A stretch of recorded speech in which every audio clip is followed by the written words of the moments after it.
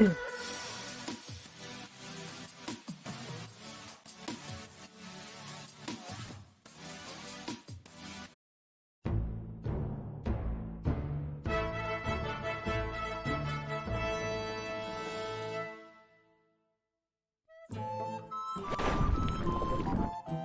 right. Oh, my head is much too big.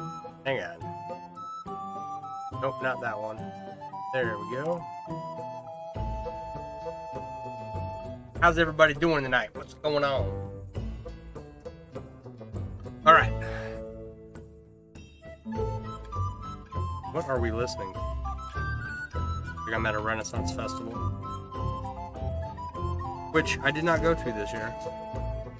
Almost went. I did not end up going. Had some friends who were interested in going, and then they didn't go, so I didn't go. All right, I has dog. This is not the only chainmail balloon dog in existence, but it is mine. So,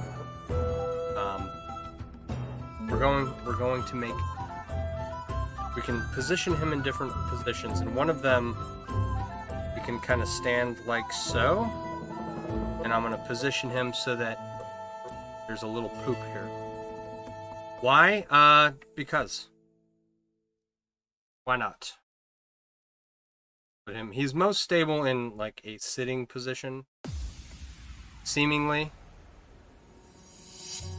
So I'm very happy with the result of this project. I don't like how the tail flops, so I might adjust this some more. But for right now, I'm gonna leave it alone. And we will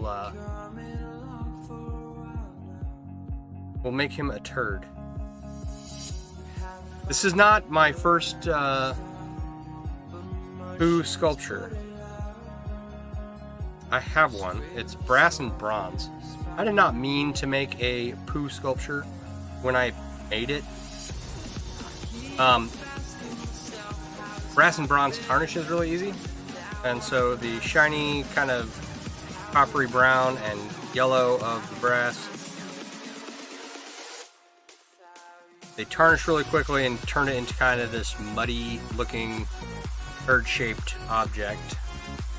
So at some point I will probably go and grab it. But what I'm going to use to make this is a weave called round mail. And I'm going to make the first one normal, like normal round mail. Round mail is just European foreign one wrapped around on it. So, fairly simple weave.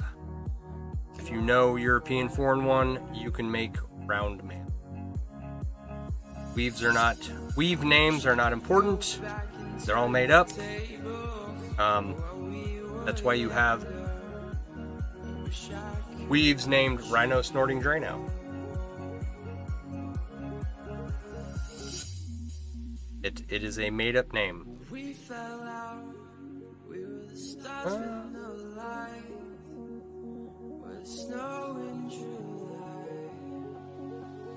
Alright, so the trick is going to be to make a poo-shaped sculpture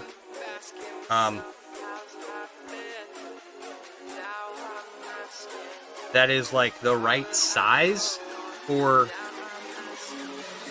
this balloon dog, right?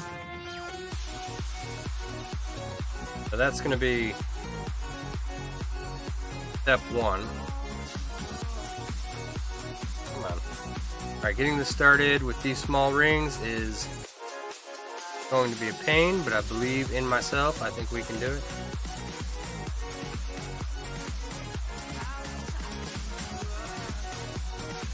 So,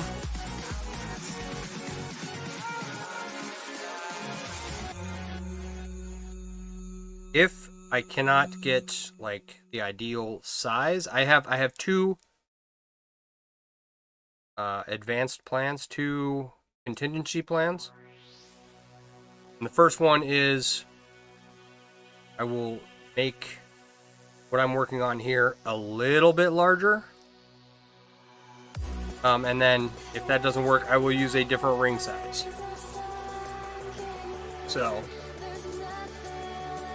either way, we will have something that looks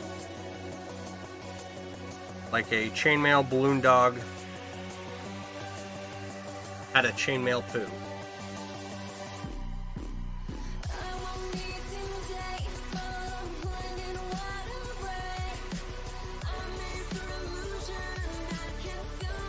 So, alright. For anyone who's been watching for a while, I have had severe streaming issues, connection issues, right? I don't seem to have any right now.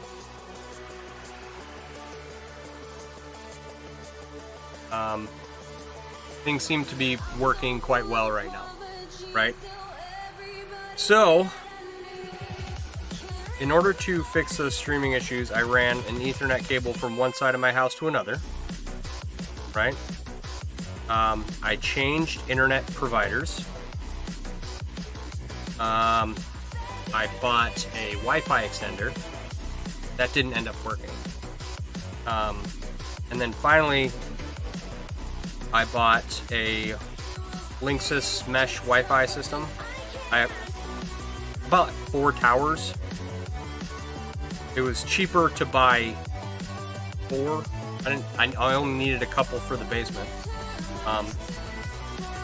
But it was cheaper to buy 4 because the 2-pack was like $85 and the 1-pack was $105 or $115 or something.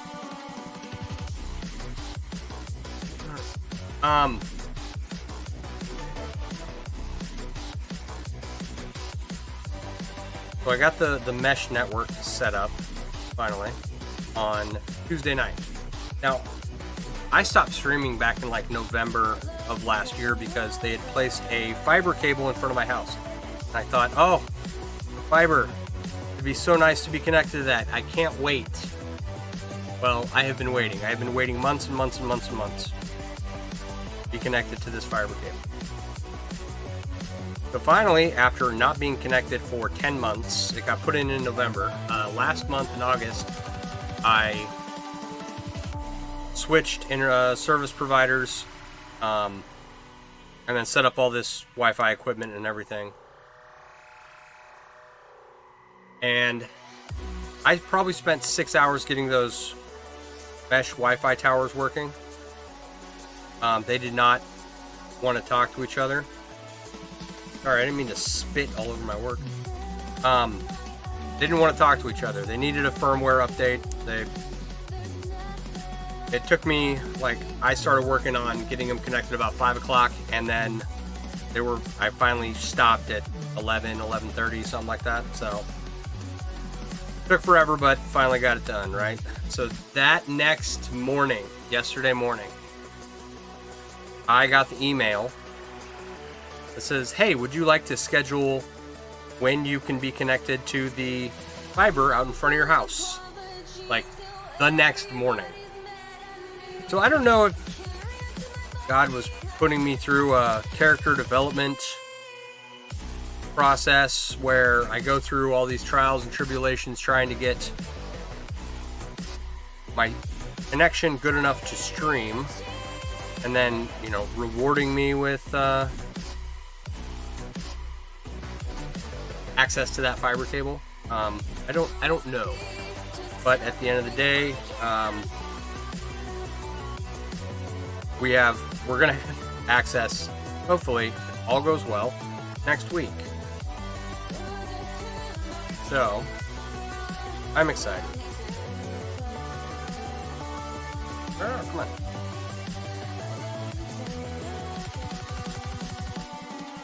Now, I'll have to reset up all the mesh towers and everything, which is fine. I'm fine with it. As long as I can stream, I'll be happy.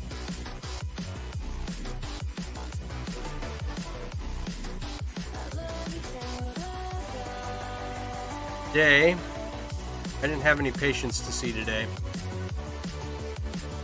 So, I was doing busy work, and I am on call. So, at any point in time when I'm streaming, if I get a phone call from work, I do have to take it, which it is what it is. And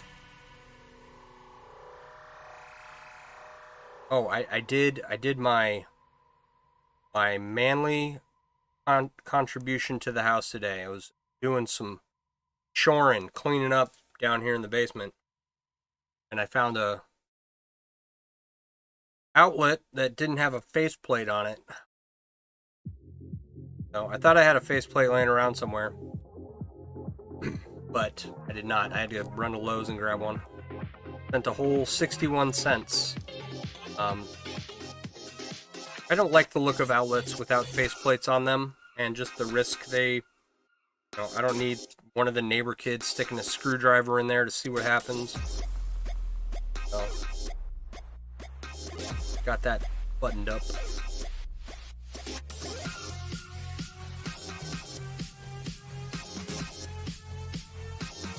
So,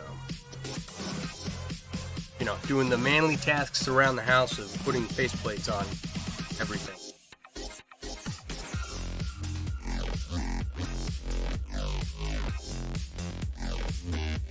And then I've got you know how you have those tasks that you put them off and put them off and put them off, and then when you do them it takes 15 minutes and then you're done? I have had plans to put up a coat hanger rod for hanging clothes from in the laundry room. I just want it to go above my washer and dryer. I've had the wall mounts, I've had the rod that goes across for quite a while, and I've just been putting it off. Finally, today, got it done, or got it started. I still have to put it up, but I got the holes cut for the rod and the mounts. I got the mounts drilled out. I've got the wall anchors ready to go. And it didn't take me very long. I cut the rod to the right length, and then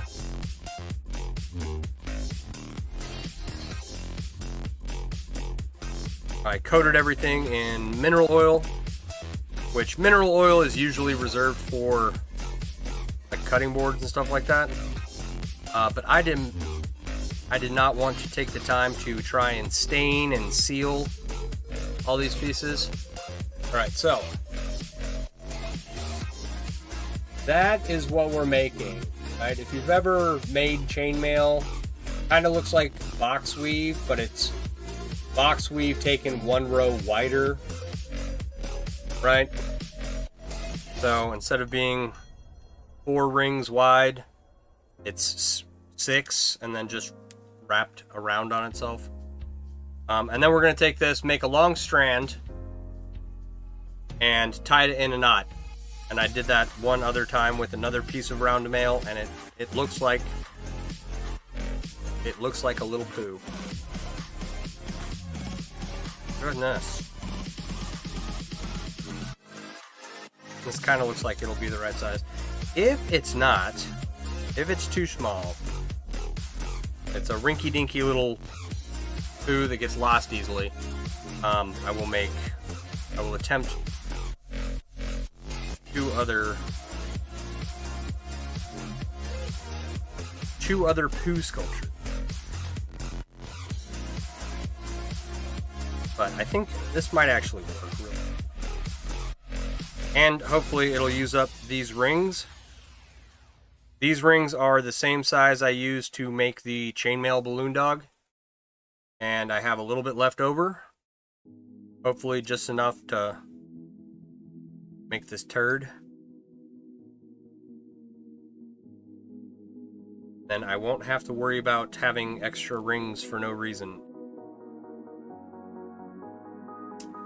in that ring size. I bought them for a project and they were just slightly too small. So they've been sitting around, and that's how the Balloon Dog sculpture got started in the first place. I'd had the idea for it a while ago. You know, I got a list of ideas written down. And you guys can't really see what I'm doing. Keep Mark Anthony here in focus on the front screen. I am doing something behind the balloon. Like throwing rings all over the place. It's fine. This is fine.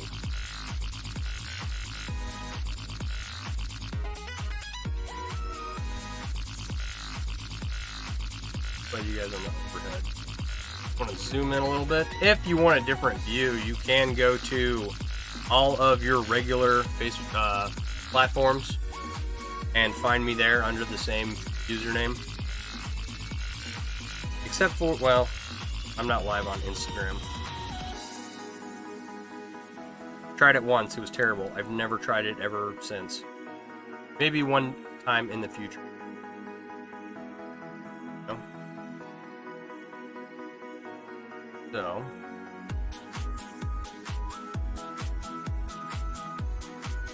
all right.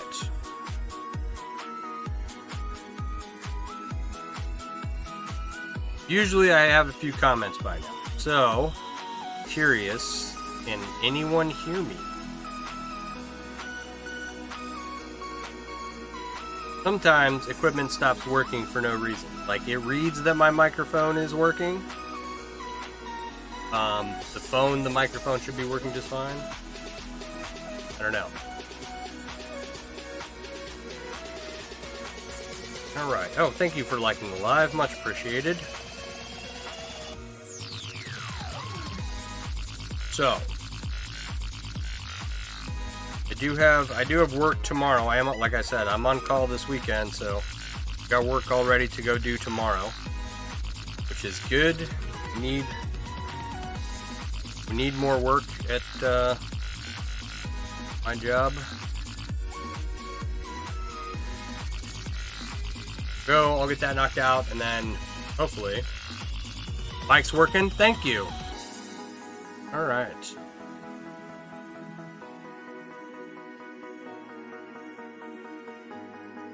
I'll go see this patient, and then it'll be about 4 hours of work, and it'll take me about 6 hours because I dilly-dally.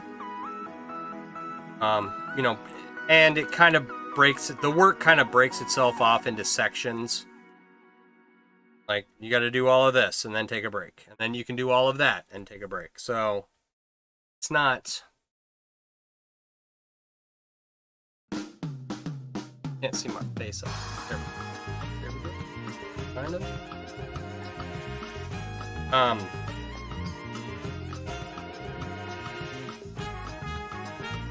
There'll be sections of work that you have to do, and then take a break. Because if you try and sit and do it all at one time, you can get it done. But it's a huge pain. So then I gotta mow my lawn this weekend. We got some weeds showing up. Gonna try and go on a motorcycle ride. Weather is quickly changing, and my bike was in the shop from April to June, and then again from July to August. I just got it back 3 weeks ago. We've been on a couple rides since then. Everything seems to be running really well.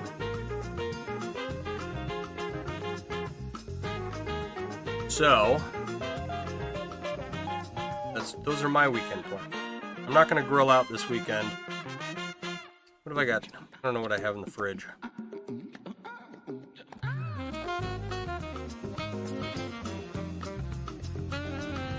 Now I'm trying to think of what my plans were for food. We had ravioli last night. These are not like custom-made raviolis or anything. These are store-bought raviolis. I did make the sauce, so it was okay. I'm not much of a cook, but I do like to eat, so I'm pretty happy with that. Here's where, what is that, 2 inches right about now? Anyone on the overhead. Look how smoothly that new camera zooms in. Man, that's so nice.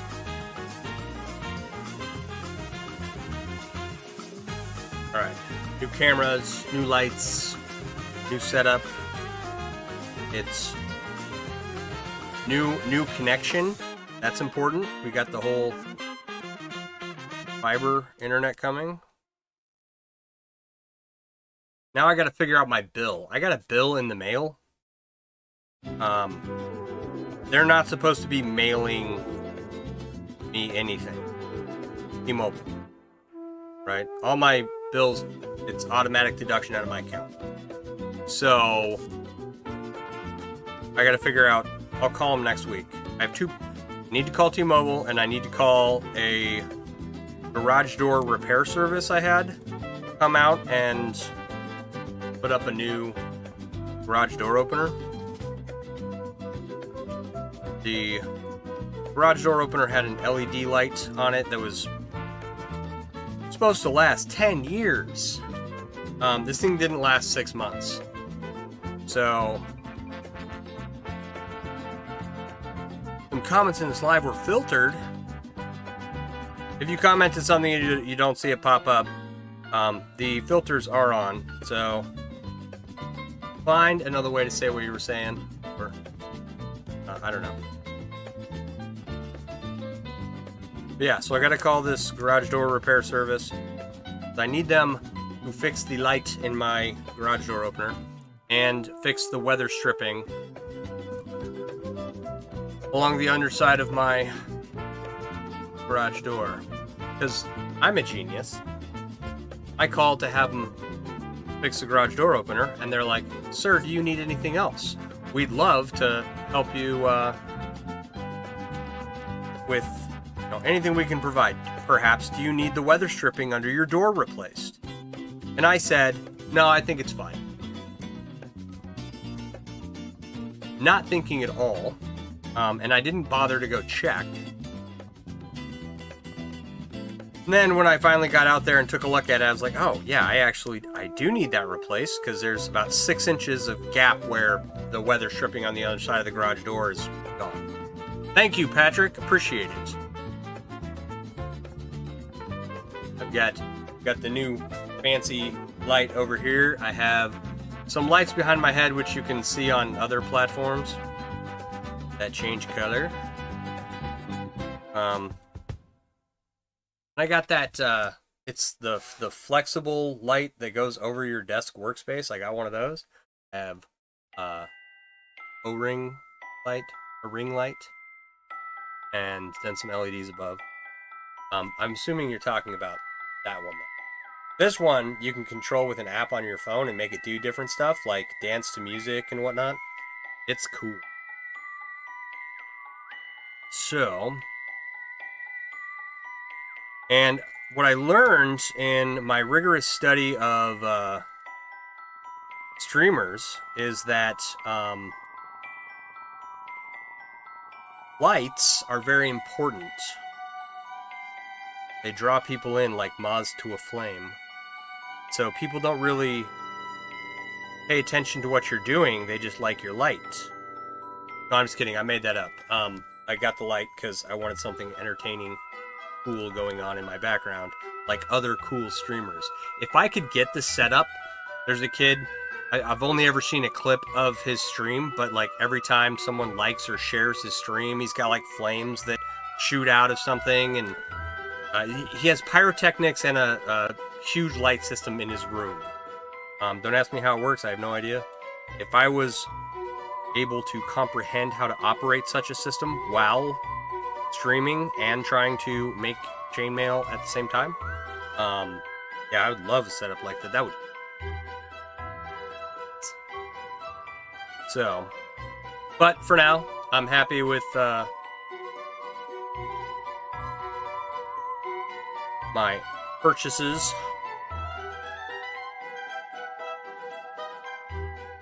Like, I think the videos are still up on YouTube from when I first started streaming to now.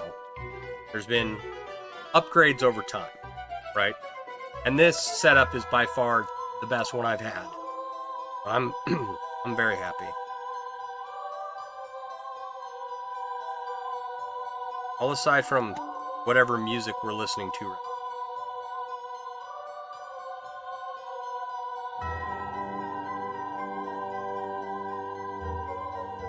now. And you guys on TikTok hear the music? I have the speaker turned away so that the phone doesn't pick it up. Anyone else watching on any of the other platforms should be able to hear it. It should be coming through digitally.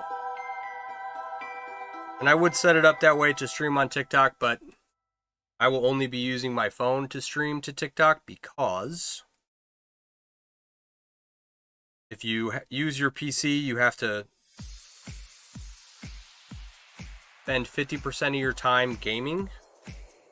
You have to dedicate 50% of your streaming time to gaming. And I don't like enough games for me to do that. I'm not going to go pick up a game and play it if I don't like it. The last game I played was Tears of the Kingdom. I played that all the way through, and I put, I don't know, 400 hours into it. I don't know. It's really, I'm not much of a gamer. It's really rare that I sit down and play video games, unless it's, you know, Minecraft with my kid, right?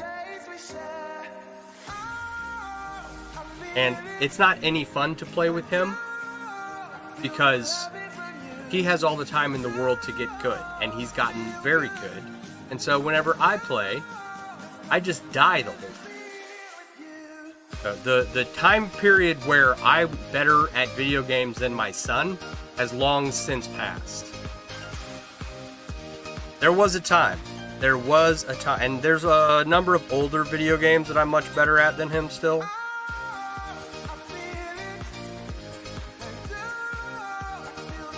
But that is it. Any new game or anything that comes out that he has, he's kicking my butt.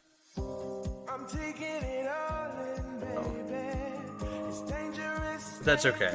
I got a Super Nintendo the retro one, the small one that came out. I got that for my birthday. And then I got a regular retro Nintendo that has a bunch of games on it. And then I have a Wii and an Xbox 360. And right behind me, it's not so much from the phone angle, like the wall's right behind me, but if you turn this way, so this way, there's a built-in wall space for a TV, right? And in order to, I've never put a TV there, but it's right above a gas fireplace. So I'm gonna have TV right above the gas fireplace. Well, it's got this wall around it, and I was trying to think of a way to incorporate our gaming systems so that we don't have to unplug and unplug them all the time, right? Because that is what was going on upstairs in the living room on the main TV. We have cords everywhere. You'd go to use, like if you go to watch Netflix on the PS5, there's no HDMI cable plugged in because it's plugged into the Wii or the Super NES, it was a pain. So I was like, all right, let me clear off this area. I got a DVD player and a PS5.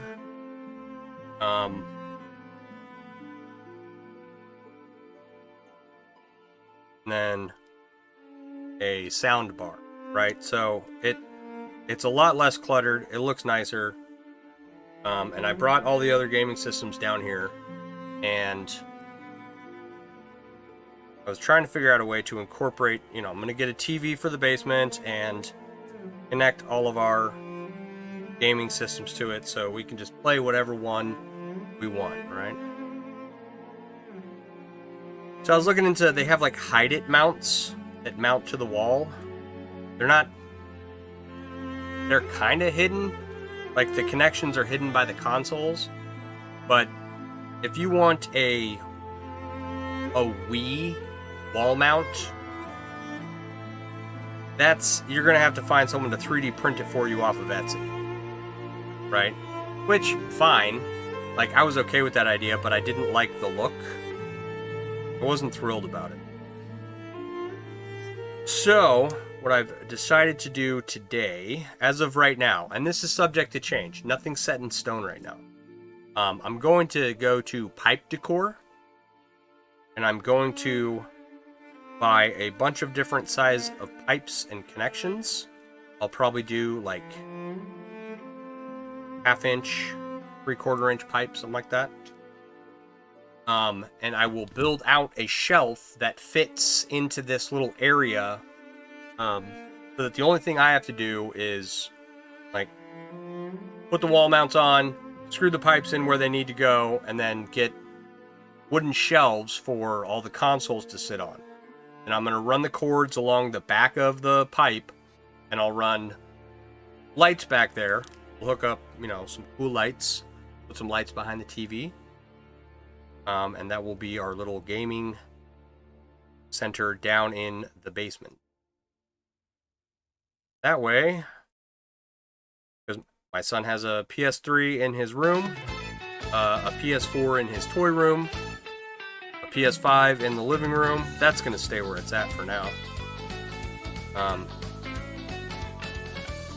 Yeah, my kid has a bunch of friends over. They can come down here. They can make as much noise as they want. That'll be it. At least that's the goal. So, as of right now, it's all going to be pipes. I gotta, draw it out and make sure that I have all the connections when I order everything. And then we'll be good to go.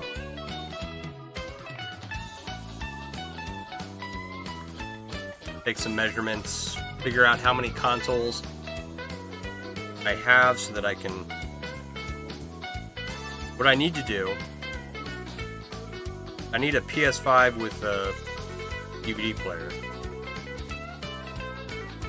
I bought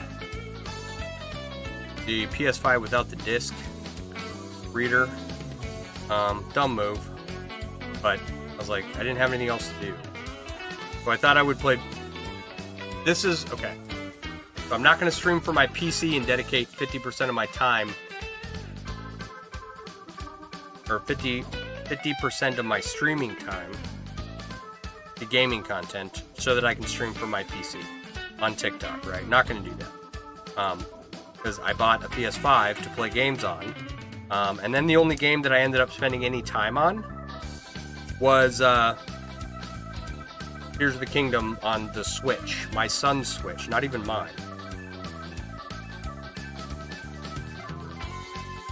So...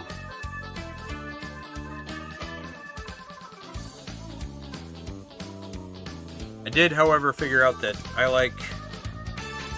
Well, that's really tight. We'll see. We'll see what happens.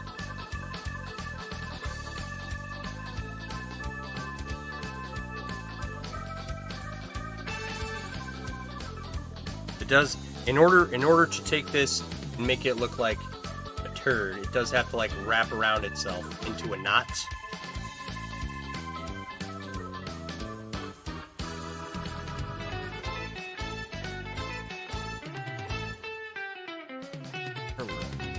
Oh, another thing I was thinking of doing. Say money is no object, and I get to be, as ostentatious, is that the word? as absurd as I like. So I have a Road King, a Harley motorcycle. Right? I have chainmail covering the top of the saddlebags. I've got chainmail wrapped around the tool bag, and I'm trying. I've got a project right now where I'm going to wrap the gas tank in chainmail. I'm working on like the leather protective cover. Once I get that done, I'll put chainmail over the top of it. And so what I was thinking of doing was getting a dog carrier so that I can carry the chainmail balloon dog around on my chainmail covered motorcycle. Just for the absurdity.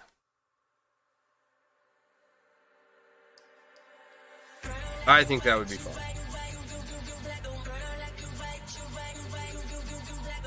Nobody else has that much ridiculousness in them. Other people do have.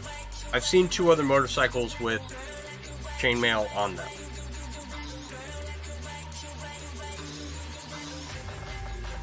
So I know that other people have. Well, I know other people have chainmail on the motorcycles because that's one of the inspirations where my idea came from. I think mine is executed differently enough that it's not. I'm not directly copying someone else. I did do some significant custom work. So.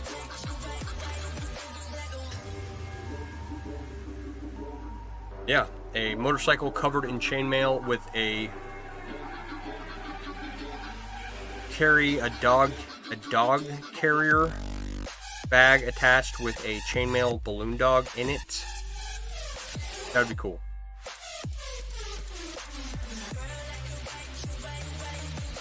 I gotta find a carrier though.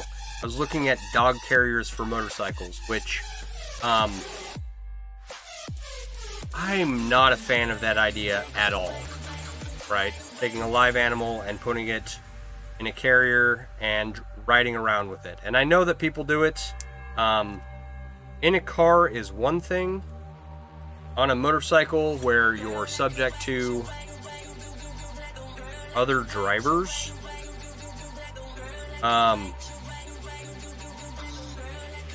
yeah, not so much. I'm not a fan of that idea. So, but, you know, who am I? Not my dog, not my bike. Other people are allowed to do what they're gonna do.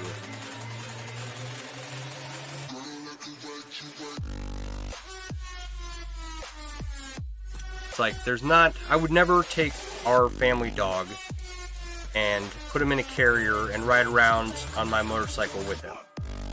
Right? But chainmail dog? Yeah, sure, no problem. Something happens to it, I'll just rebuild it, right?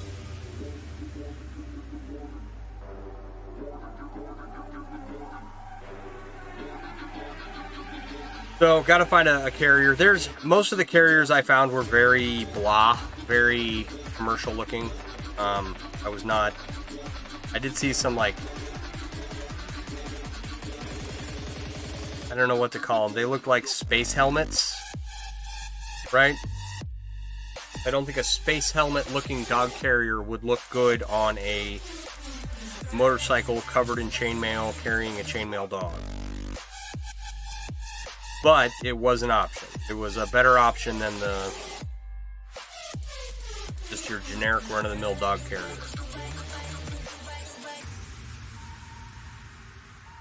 So, all right. I don't have any idea how long I need to make this, but we're over 2.5 inches now.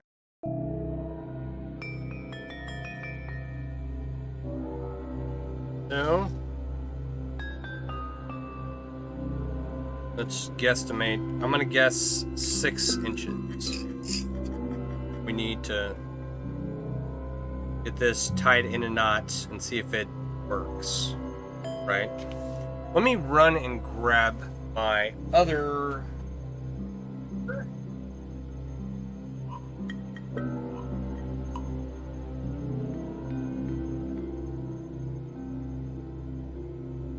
one, my leg is numb. Leg is completely numb. Okay, so from far away, if you don't focus too closely, that looks like a little coiled up dog turd, right? This is essentially what I'm trying to recreate in stainless steel.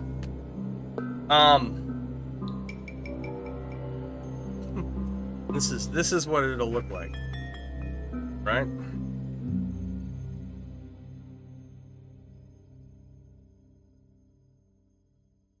Did the balloon doggy have an accident? He got his back legs torn off, right? So this is the pose I'm going for. Amber, how are you? Oh, yes, the balloon doggy had an accident. That is what I'm going for. This is the pose I'm going for. It's, you know, all for a photograph. All for a meme. Right? So...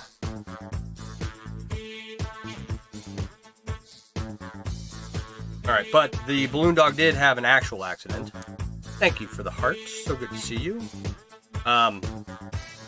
Which, and it's a good thing, right? So, inside, there are some, I don't know, some connecting brackets, I don't know if you'd call them, in between the legs and the body, the neck, and the head and everything, and the ears, right? And his back legs came off. And so I was like, all right, well, if this can't even handle being slightly handled a little bit, then I need to work on that. So I took it, all the connecting rings apart and welded them all. And so it's much stronger now, and it should survive a little bit more abuse. So hopefully we won't have that problem again in the future. Thank you for sharing live so much. Haven't been streaming much and haven't seen you. How are you? Is it Florida? You're in Florida, right? How's Florida?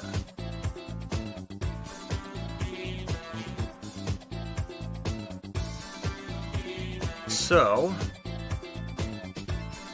anyway, that's what I'm working on. A little, you know, stainless steel chainmail turd looking thing to go with my stainless steel chainmail balloon dog. Oh, motorcycle carrier. Yeah. Just had a huge storm and knocked out the power. That's no good. I've had that happen. And the last time it happened, it was awful. We didn't have power for like 3 days. And I was going feral by the end. It was during the hottest day of the year. It was the worst. We don't have heat like Florida has heat here in Wisconsin. But it was just muggy and awful. Got a new job? Congratulations. Got a sterile pharmacy technician. Right on. Right on.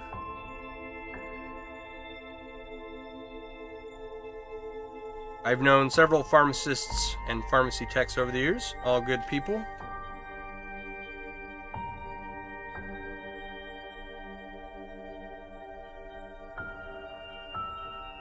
Yeah, slept on jobs, right? Like, I know a lot of CNAs.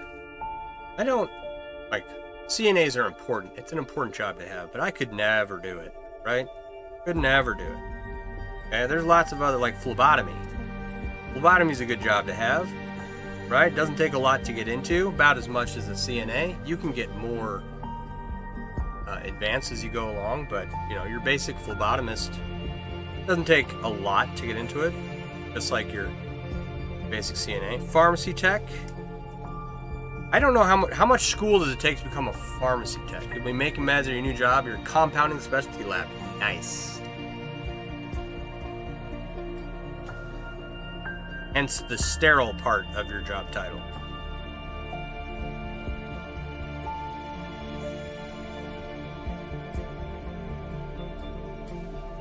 what kind of schooling does it take to be a pharmacy tech? Like, I've known several in the military, and military schooling it's not equivalent to civilian style schooling. So, is it like a year-long school? Because to get your LPN is a year-long school. A lot more than a CNA. Less than a phlebotomist. No. More than CNA, more than a phlebotomist. Probably on par with a pharmacy tech, I'm guessing, to get your LPN license. And it's all, don't get me started on the medical field. A lot of it's nonsense, right? So, after working in the field for 21 years,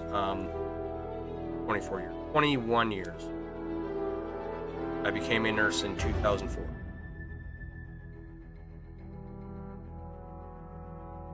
Went through retail pharmacy tech, then did your own extended training to get your national certification. Right on.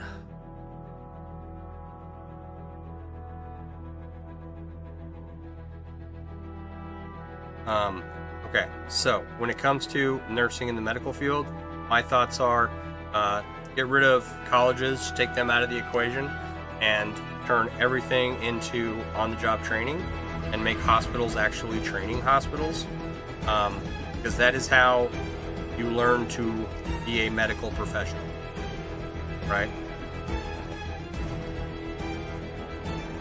Start as a CNA, then you get your license as a beginner nurse, and then maybe some humanities, and you can get your RN. But the difference between LPN and RN is that school-wise, for me, speaking for myself only,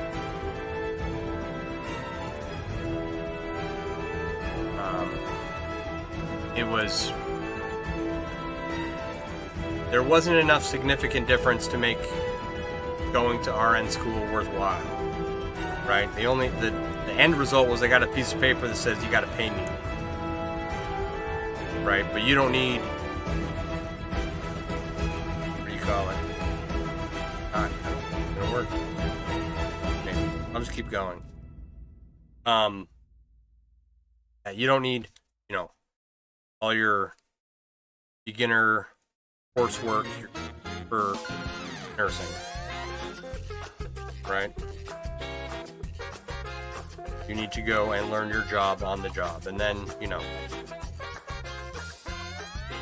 spend a year as a CNA, then you move up to LPN, then you move up to spend 4 or 5 years like an apprenticeship.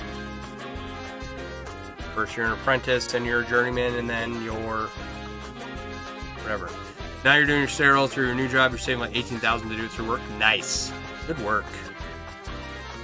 Yeah, if you have a job where they will pay you to get training, one of my coworkers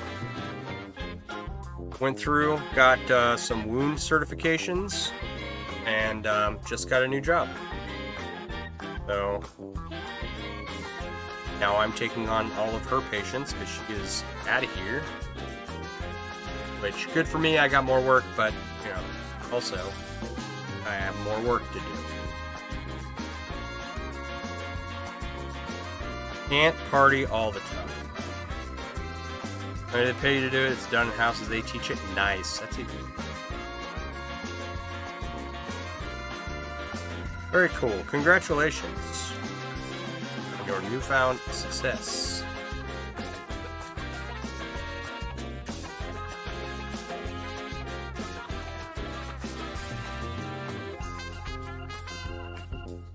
So, tons of studying, so you've been busy with it. I'll bet.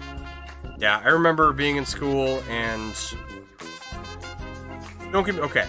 So my favorite class in college was art history. It was one of the humanities I had to take. Enjoyed the class. Do I need art history to be a nurse? No, I don't. Not at all. But it's cool because I was found this artist. His name's Albrecht Dürer. He did a bunch of really cool work that I really enjoy. That's fun. So that's the only class off the top of my head. Maybe algebra. there is math in nursing, and so it's helpful to be knowledgeable of math, you know, more advanced math, not necessarily like you got to know basic math, but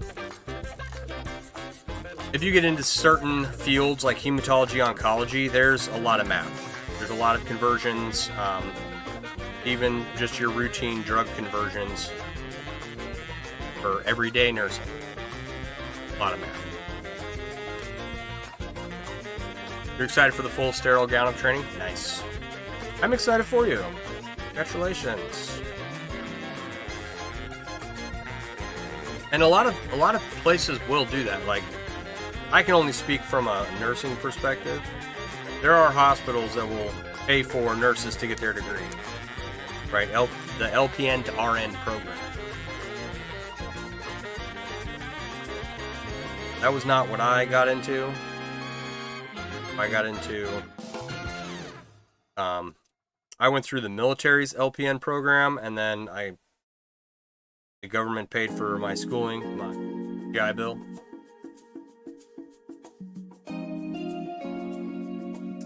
You'll be making some IV meds, the weight loss meds like Ozempic, and what is the other weight loss med that's really popular? Mounjaro?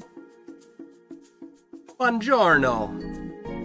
And then what are ICIs or LCLs? I think that's ICIs.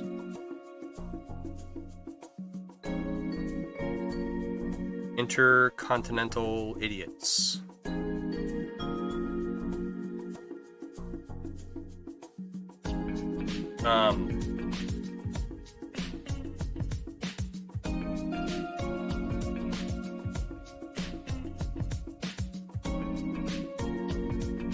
All right. It's erzipadids and semiglutes.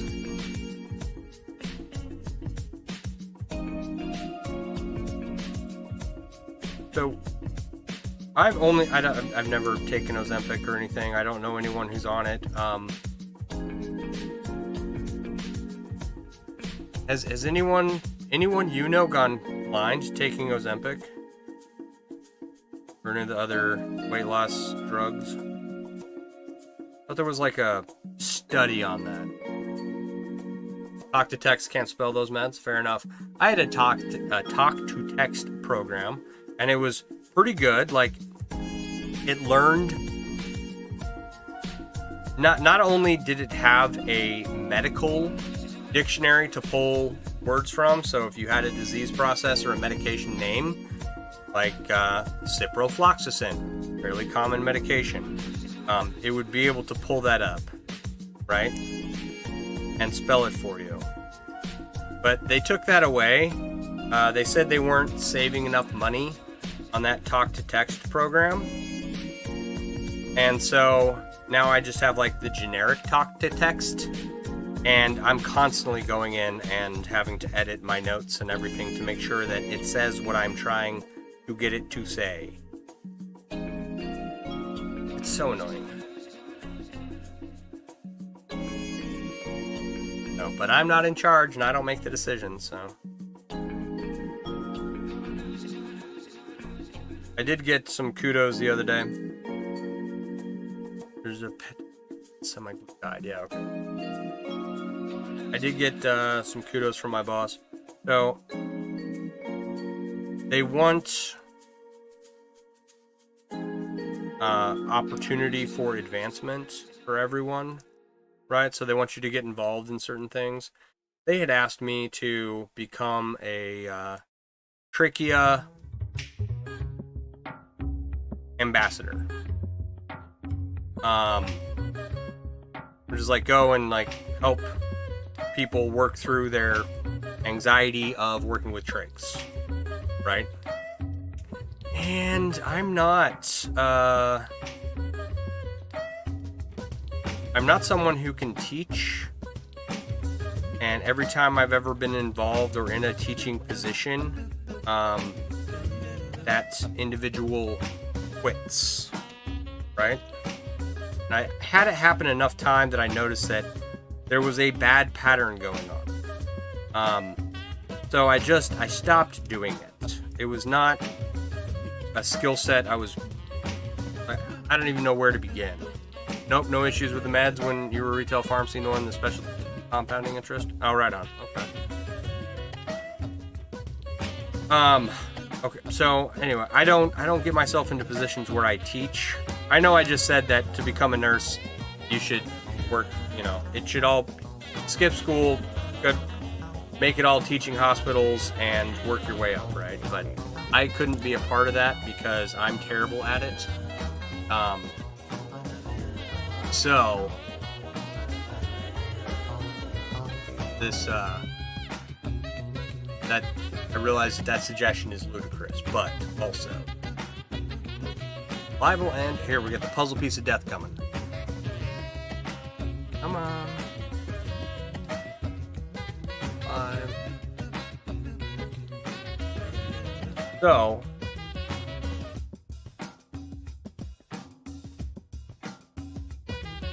thank you for the Go Populars. So initially, my job wanted me to become this trach ambassador. No.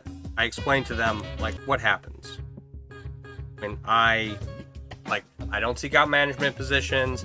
I'm not a teacher. I don't ever put myself in positions of authority over other people because it's I've never gotten it to work. Right? It never worked for me when I was in the military. It never worked for me at all. I don't have what it takes to be in a leadership or supervisory position. So I explained that to my boss, and they were like, okay, well, thanks for letting us consider you. We still think you'd be really good for the position, blah, blah, blah. Later on, they call me and they're like, well, we still want you to have opportunity for growth. So come sit in on this quality assurance, process improvement, performance improvement meeting that we're going to have.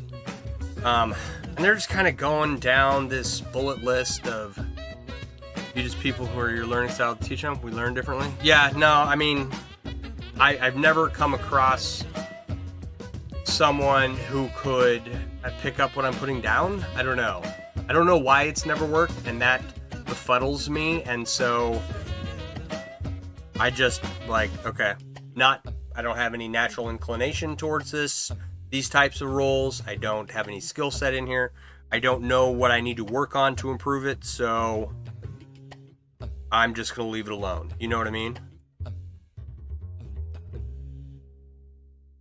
So I'm sitting in on this quality assurance meeting, and they're going down this bullet list of tasks they have to think over. And one of them was how to decrease the rate of falls in nursing homes or facilities, assisted living facilities, rehab centers, where our patients are, but where we don't operate, right? We don't have any say over the policy of the nursing home or anything. It's a really difficult question to answer. And so I didn't say this out loud, but I was like, nobody's going to be able to answer this with anything that results in anything, So realizing kind of what I was dealing with in this quality assurance meeting,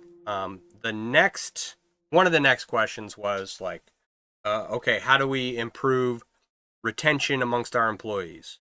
And I was like, again, we could list off 100 things. It boils down to culture and money. And I got onto Google and I put in the phrase they had used, and the Google AI came up with 30 different, even more, probably 75 different ways in which you can help increase retention at your job, right? And I was like, all right, I don't know the answer to any of these questions, but I just looked this up on Google, and this is what the AI said, right? And so my boss was like, I never would have thought to use AI for anything. I was like, yeah, me either. my brain works like 30 seconds a day, and those seconds are not consecutive, and I don't get to pick when they are. But I landed, I hit the mark on that one, and then my boss is now like using AI for everything she can. She was very happy that I had made this suggestion in this one random meeting she made me go to. So now I'm just hoping they never ask me to do anything ever again. Turned down one, had success in the other. I don't want them thinking that I'm like gonna be able to be helpful all the time, because I'm not. But it was a nice little kudos to get. I gave you AI powers. Leave me be. Exactly. Don't ask me. Ask ChatGPT.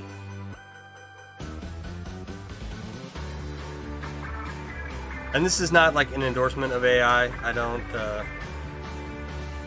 Some people are like, there's like AI psychosis for some people right now, which is crazy. So I don't know, is AI going to be the end of the world? I don't know. I'm not particularly fond of any of the institutions advancing it in any way. I'm just, it has its place. My biggest concern with AI is not whether or not the world will end. Right? That's not my biggest concern. My biggest concern is that artificial intelligence was supposed to do the cleaning and the cooking and the dishes so that humans could do the writing and the art and all of that. And right now, I've yet to see anything indicating that we're going to have AI doing the muck work, and that humans are going to have more free time to do the things they love. It just kind of seems like there's going to be more specialization because of AI. My AI is just goofing off with it. You joke with it and it makes you laugh. Right on. Yeah, my kid was having a full-on conversation with the Google AI the other day. I was like, what are you doing? Like, I don't know, I'm bored. Go outside. Like, if you're gonna talk to anyone, talk to me. Weird to have a young kid talk to a robot. So, anyway.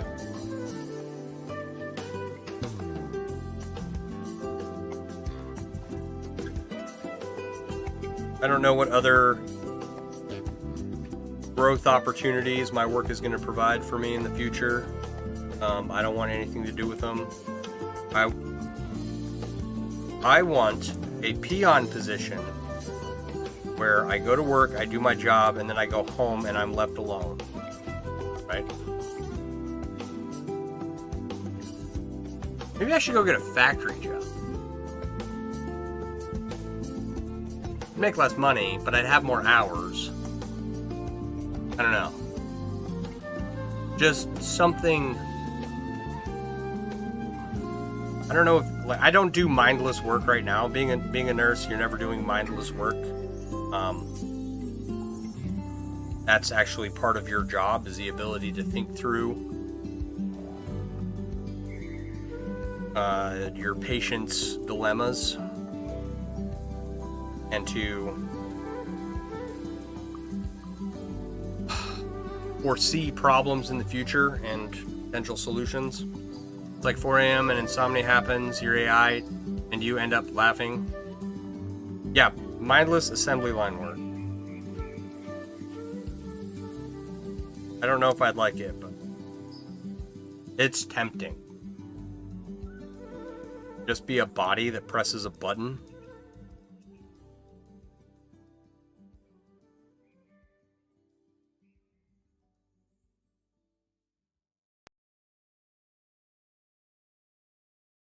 Keep the doctor from going wrong with your patient. Yeah.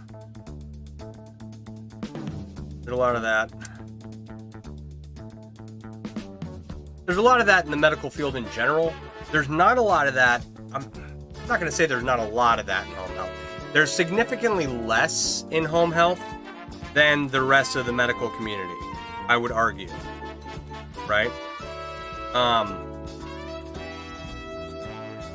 And a lot of that's because being the eyes and ears of the doctor, I see my patients 100 times more than the doctor does, just because the patients are stuck at home, right? So I know my patients, and I know what's going on with them day to day. So doing what I do, you got to be on the ball with what your patient needs and know what the doctor needs to order, because you got to make this suggestion to the doctor, right? I screwed up the other day. I asked for a dressing. I asked for the wrong dressing, and my boss corrected me. So I'm not, by any stretch of the imagination, perfect. But you know how many prescriptions you had to call back like, no, we can't do that. It's not safe for the patient. Yeah.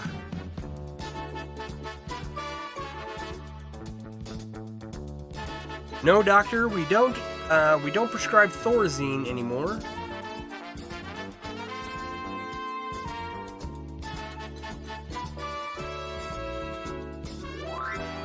No, you can't order that patient 600 tablets of Valium.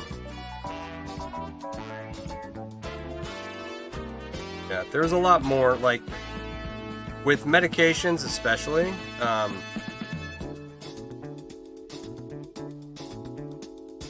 there's a lot more oversight when I was working like hematology oncology, just because it's chemotherapies that we're administering. And there's a lot more interactions with patients on chemotherapy drugs than there is with just your general run-of-the-mill patient, right? In geriatrics, like, everyone's on kind of the same medications. They all get their vitamin D. They all get their potassium supplement. Everyone's on, you know, your 3 different blood pressure medications. And, you know, unless they're... Occasionally you'll get a patient that has, you know, some sign or symptom of something, but most people tolerate all the same generic drugs without issue, right? So you get kind of used to that. You have a prescription for Haldol, so you can get through the day. Yeah. The maintenance, yes, the maintenance med. The meds to keep your heart rate low and beating, and so you don't have a stroke, and so you can still have a bowel movement every day, and all those drugs. So you get used to seeing those drugs, and then whenever someone has a different kind of drug that you've never seen before, those have a tendency to stand out, and you can look into it at that point and check your interactions and whatnot.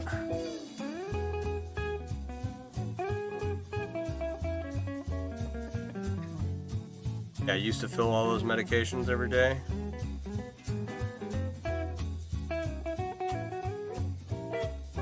Yeah, for a while there, I was on a first-name basis with a bunch of pharmacies in the area as one aspect of job I had. I don't call pharmacies too often anymore.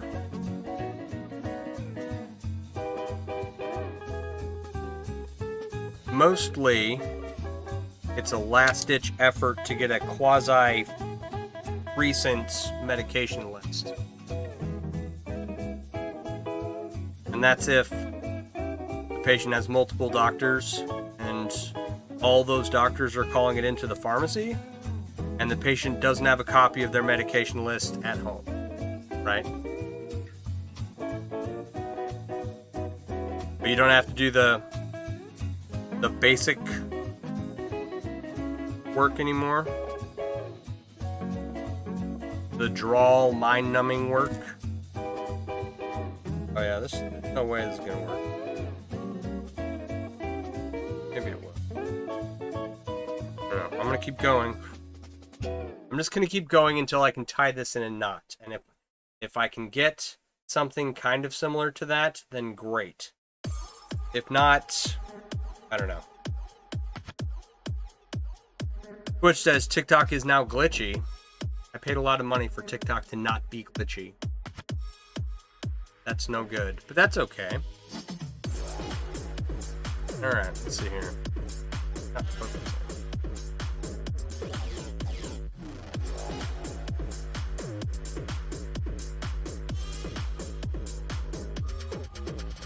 Alright. Could be more due to the storm. Like it's not, the signal's not getting to you. Could be. Oh, my leg is not. To the house beat. Oh, To the house beat. To the house beat. To the house beat. what else? What else? To the house beat. So you're actively having a storm right now that took the power out? Is that what you're telling me? You know Twitch can hold up better during storms?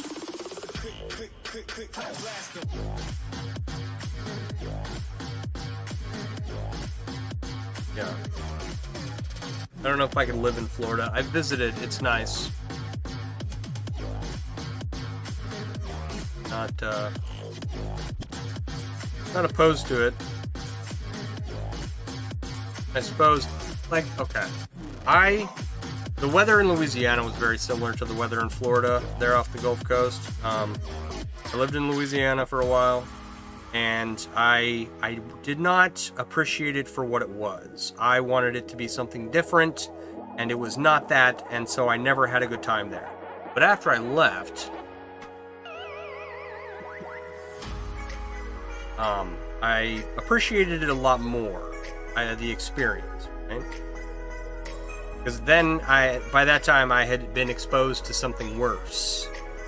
So it was, in comparison, it was much better, right? Like, I'd much rather be in Louisiana with swampy, muggy, 100% humidity weather where it feels like you're breathing in water every time you take a breath, because that's how much humidity is in the air. Rather be in Louisiana than Iraq, where it feels like you're breathing in sand. Knocked out your whole house. Got a battery backup? Right on. If you have family in Wisconsin, you take it over Florida right now. The rainy, hot-ass Satan sweaty thing is not as fun. Yeah, our weather here has been extremely nice this summer. We're going into fall. And like the weekend of September 1st, this past weekend here, it was like flipping a switch. Where, you know, we had a morning that was 46 degrees, which is crazy. A little early for that. I think we're on cue to have a very cold winter. Right?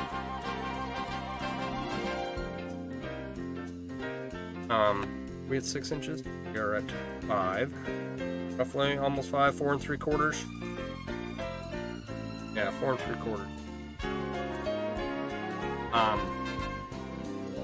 So I've been very happy with the weather. I like to get out and ride more before it cools off too much, but we're kind of getting somewhere. Does that kind of resemble poo, you guys?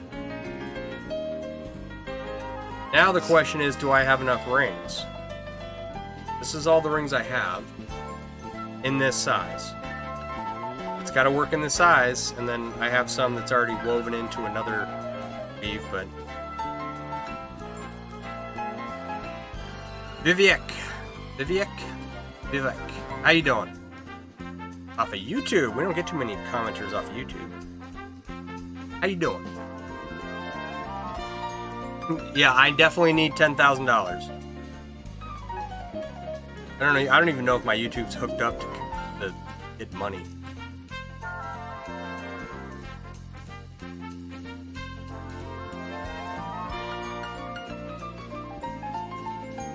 $10,000 would go instantly.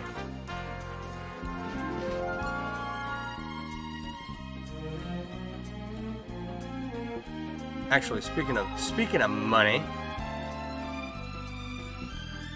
I've got a dilemma. My truck is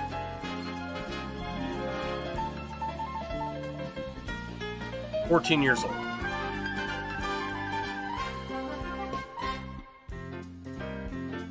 And let's see here. The right rear quarter panel of the bed of my truck got struck in a parking lot. It was parked, and it's got a ding in it. I never fixed it. And the damage was just not serious. I pocketed the insurance money and called it a day.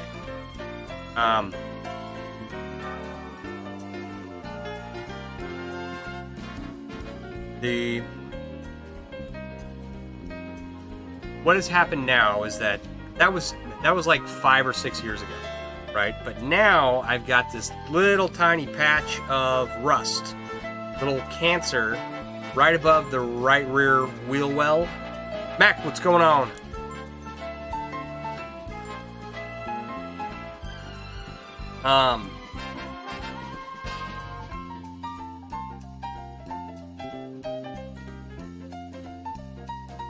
Vivek, if you send me $100 right now, I mean, you'll make my night. So, my truck has a little bit of cancer above the right rear wheel well. That's really hard to say.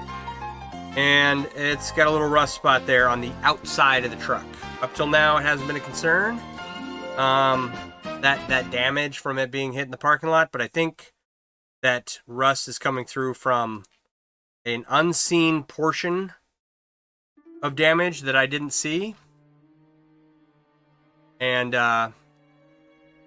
you know, it is what it is. So I really don't want to be driving around a rust bucket.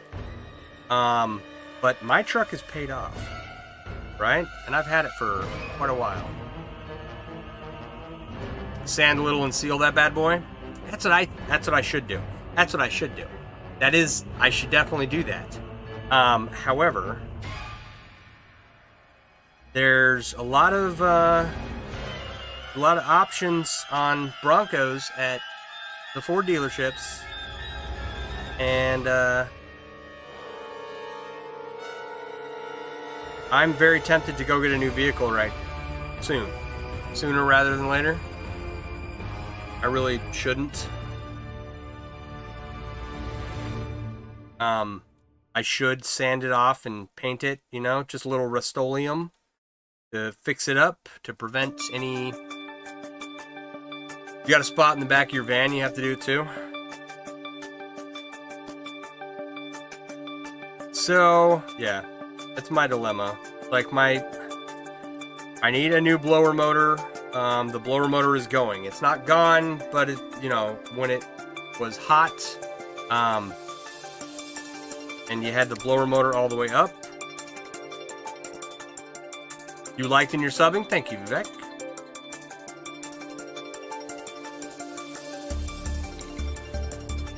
Yeah, when it was hot and the blower motor was all the way up, it would shut off and it wouldn't turn back on. When it was cool, haven't experienced what's going to happen yet because it's just been hot. Haven't turned the heat on at all, right? So, I have 90 subs now? Right on. Much appreciated. 90 subs on YouTube. Telling you, increasing the quality of the stream. That's what's going to do it. It's all about the light. It's all about the light. The light draws people in like moths to a flame. No, I do not play any video games at all.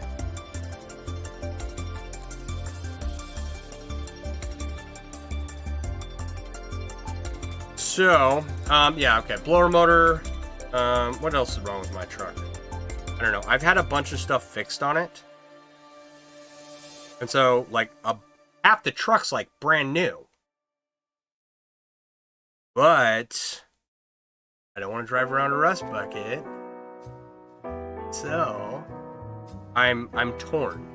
I need to be responsible and just keep my truck running. Here was the tiny metal rings for you.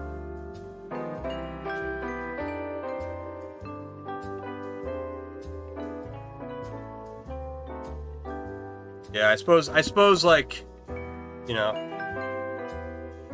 awesome, you know, pieces of chainmail like this they'll get anyone in. Why is the video called Poop? Okay. So, I have a chainmail balloon dog that I finished up recently, and I'm going to make a chainmail turd for him. Place him in that position where it looks like he's squatting. And then here is, I did not intend for this to look like a turd when I made it. It just ended up looking like one. So this is what I'm basing off tonight's stream. This is what I'm basing tonight's stream off of. There, words are hard, right?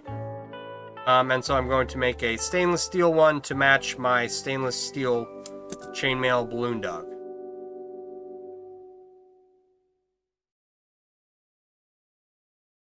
So,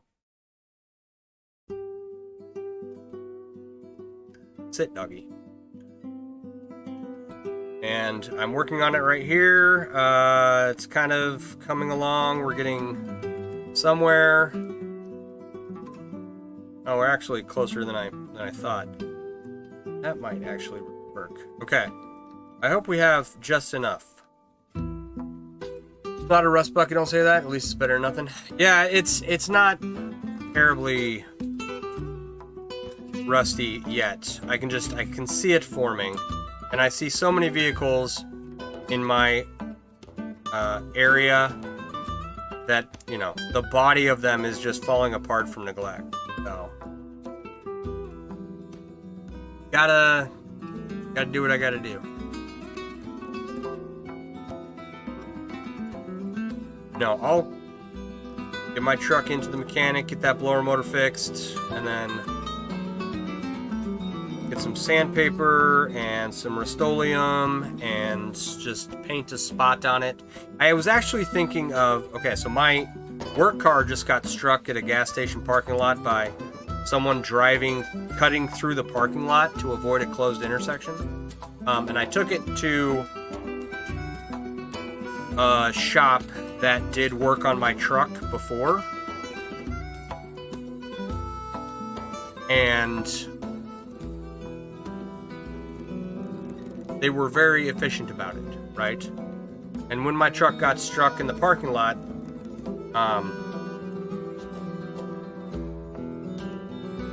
I took it to them for the estimate. They were very fast. They're very good. So, I'm tempted to take the truck back to them and just have them fix the rear quarter panel and see what happens. Alright, but what's my last and first name? You're joking, don't tell you. You gotta get your brakes done. Brakes are the worst. But do your brakes so, you know, first. Do them sooner rather than later, because I recently had all the brakes done on my truck. What is my favorite thing to do? Literally to make chainmail. I can do this for hours at a time. And so instead of sitting here by myself and just listening to music and podcasts, I started this stream where I make chainmail and I talk with random people on the internet.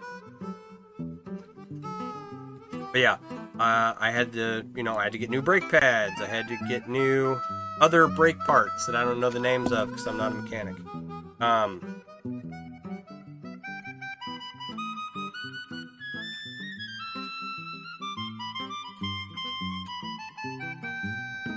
The rotors, and had to have all my brakes redone. So get your brakes done sooner rather than later, where it's just pads. Now you guys get to talk to me while I make Cool stuff. You're bored? I'm sorry you're bored. I'm never bored. Boredom is a state of mind, as I tell my son.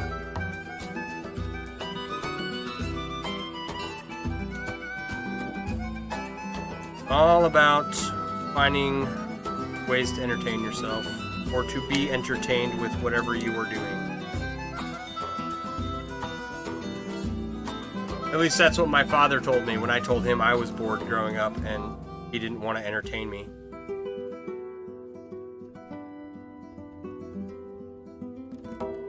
Nope. Learn how to not be bored. Like, oh, okay.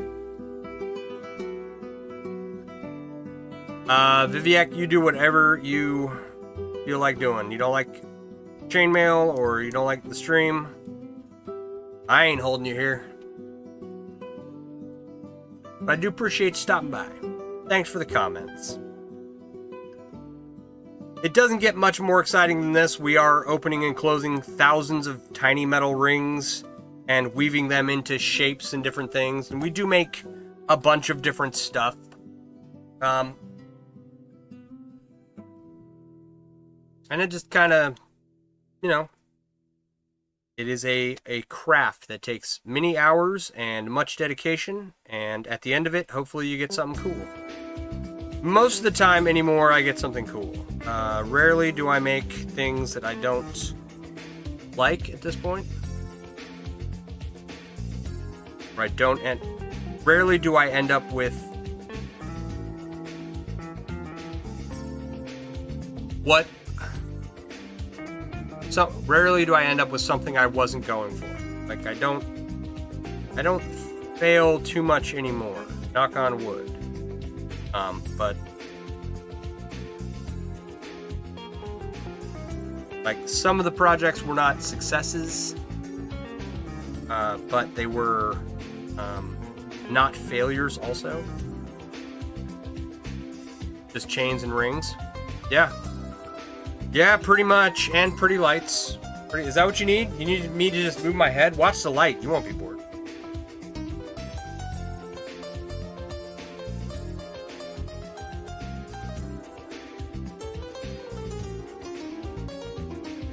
Is anyone else watching me? I've got a few people watching.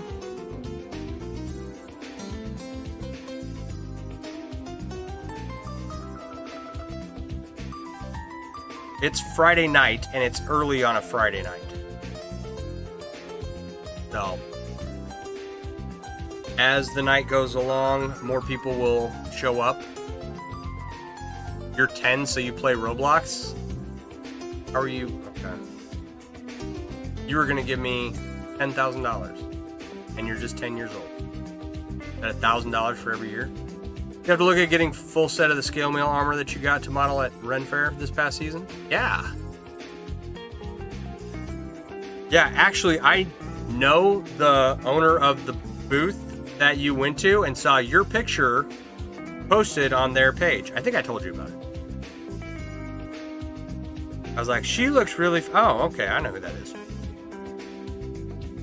With the new job, you can do that too. You're off weekends, so you can enjoy every weekend of it this time.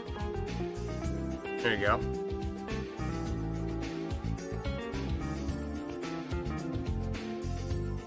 All right, how much what?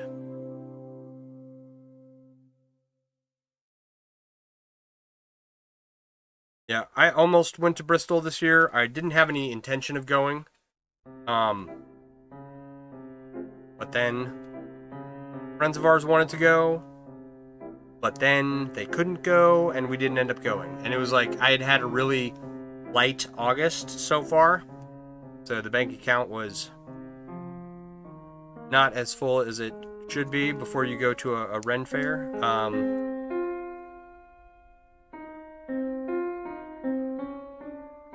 And so...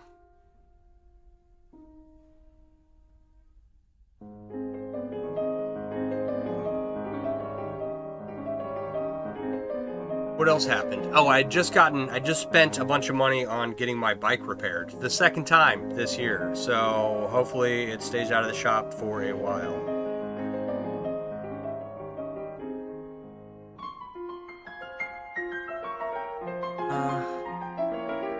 You have a good business, you do? You buy people things for $400 more? So you're rich? Alright, you're rich and you're 10 years old. I don't know, pick one.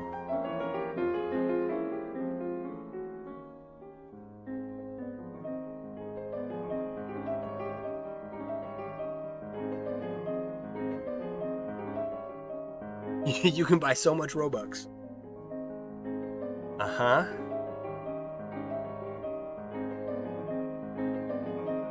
Alright.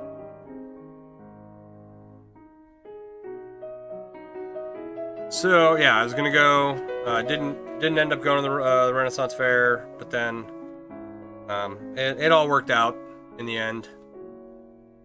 I do need to find... So the Texas Renaissance Festival is opening up. I do need someone to go...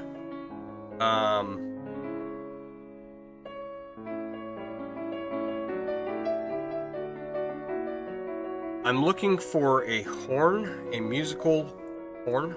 There's a guy that sells horns, and you can drink out of some of the horns that he has, and you can make music out of some of the horns that he has.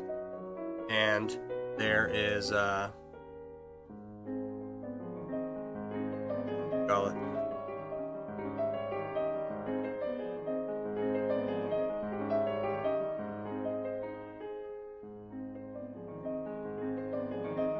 There's one that the guy that sells horns had that has 4 notes, and I want it, and it was $400 20 years ago.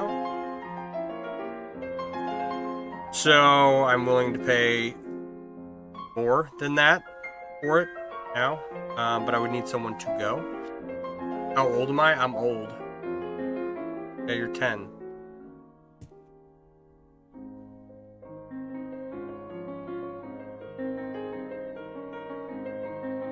You're 10 and you're richer than me. Okay. If you're 10, you should definitely unsub. If you're not... I don't know. Probably on your... someone's account that got through the age restriction. Get roasted. Okay.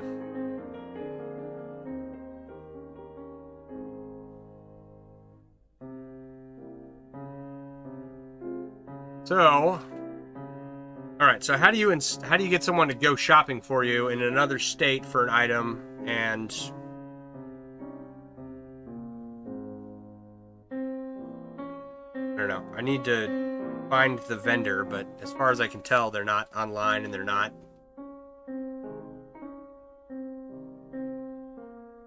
Can't order it. So I don't know. I'll figure it out.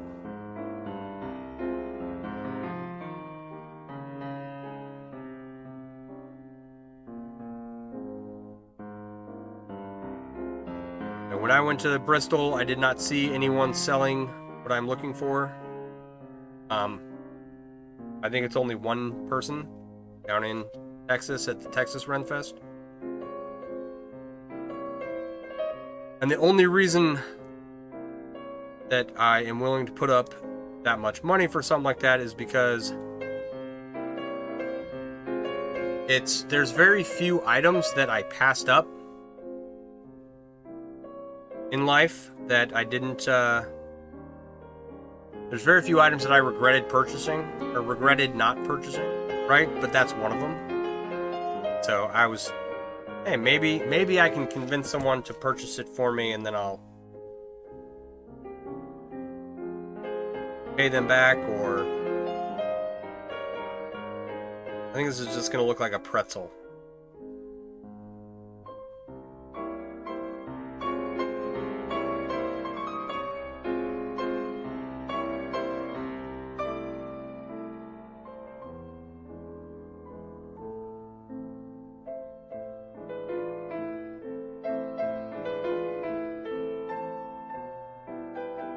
I think that's what this is going to end up looking like, unfortunately.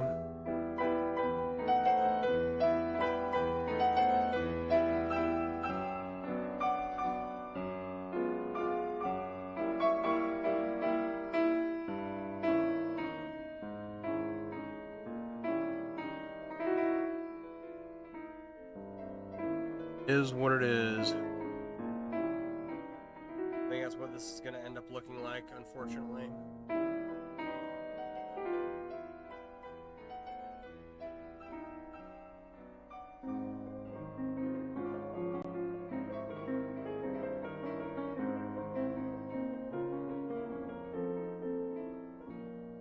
Yeah. It is what it is. I guess what this is gonna end up looking like. Turn the music back on. Yeah, where'd I go? Alright.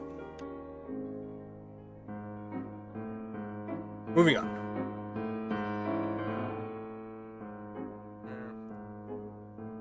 If we end up with a pretzel instead of a hoop, that's fine.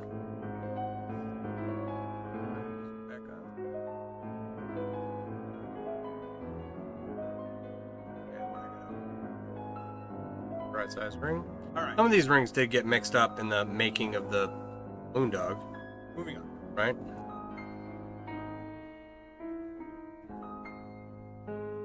If we end up with a pretzel instead of a... Oh, something's making noise.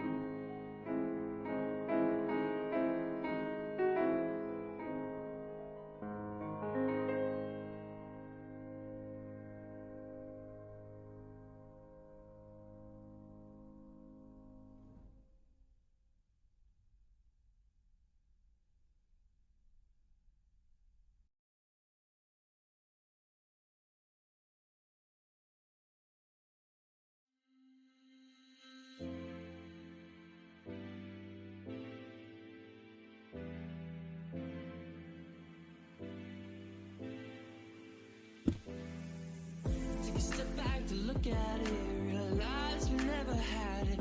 That's how it goes. I forget it and go, yeah. I never wanna hold back or forget that, forget this. Let's Alright, if this does turn out as just a pretzel, maybe we'll use this as some swag chain for the balloon dog.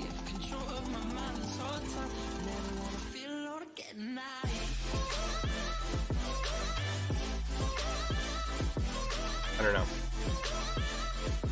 I wanted to make a swag chain of a different color.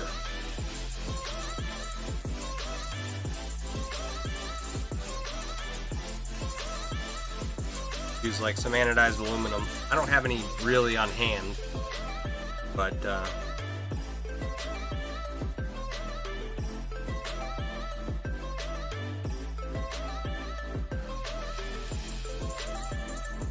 I'm gonna have to put out some feelers.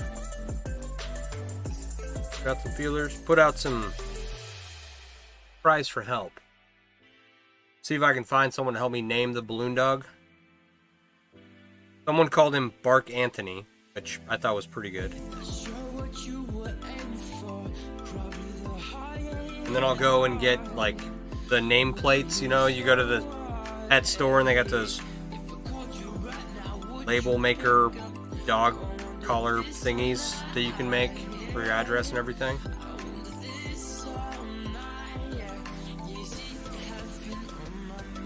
So a swag chain and an ID tag and a motorcycle carrier, all for the sake of a balloon dog, a metal balloon dog.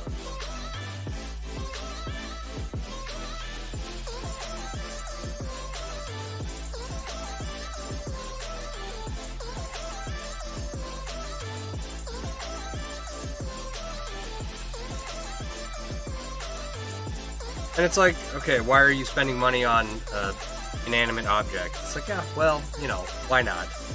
It's dumb. It's a dumb thing.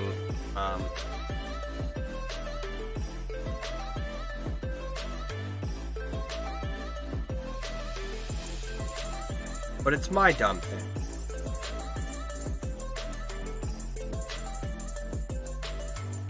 Like people ask, why are you putting chainmail on your motorcycle? It's, you know, because it's my thing.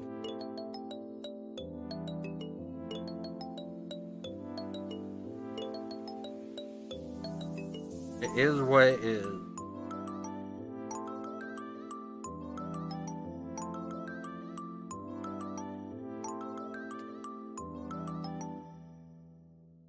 Alright, soon we'll have fiber internet access.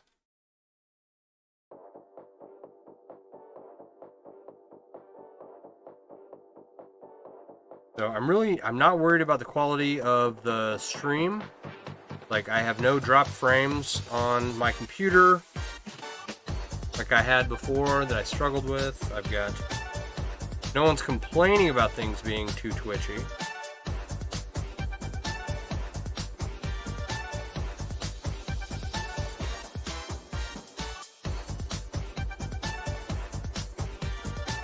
Hopefully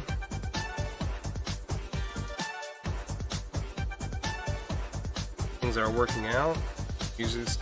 Music should be coming across nicely.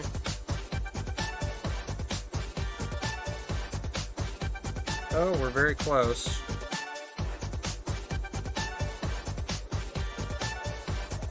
Alright, well, you found that post of you in the scale mail. Nice. Alright, how's that look?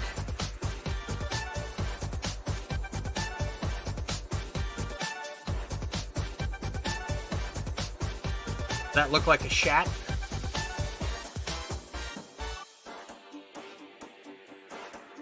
One more little section.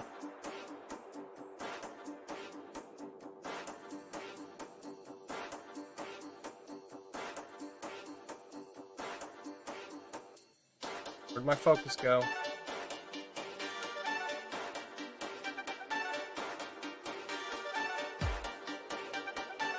It's a cute little poop.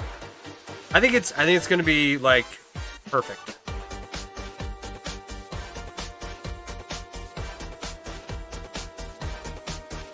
Right? Like I could have just been like, yeah, you know, here's my poop sculpture that I accidentally made a long time ago, and does it make sense that it's a different color than the dog? Or I could have just used this ring size, which, I mean, I've seen small dogs take huge poos. But this uses up like almost all the rings I have left on hand, so. And I think it's gonna work. I think it's gonna look fine.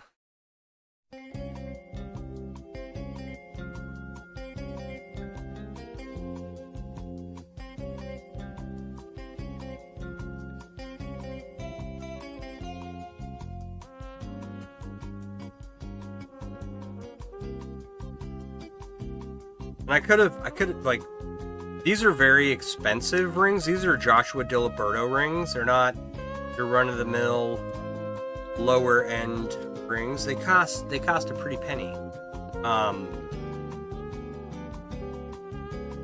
Why am I using them to make a bird sculpture instead of jewelry or whatnot? Because I can.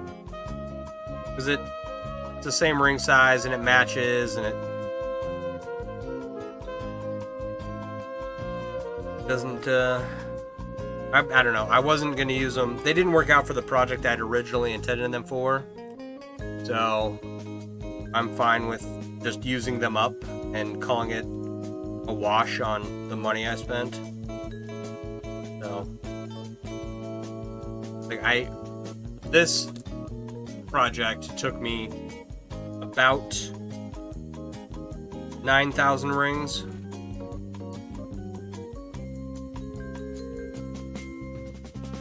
So I already had to buy the rings anyway, you know? You buy them in bulk like that, it's like, I was already gonna have these rings regardless, so might as well use them up.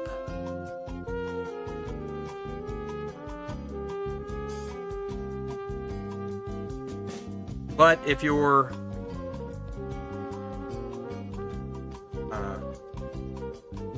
more thrifty than me, if you're smarter than me also, don't, you know, make stuff you can sell. Make money off your hobby. Absolutely. Don't be like me where I make silly things for my enjoyment. Someone told me I should enter this balloon dog in an art fair, and like I'm not in the art scene in my area at all. I wouldn't even know where.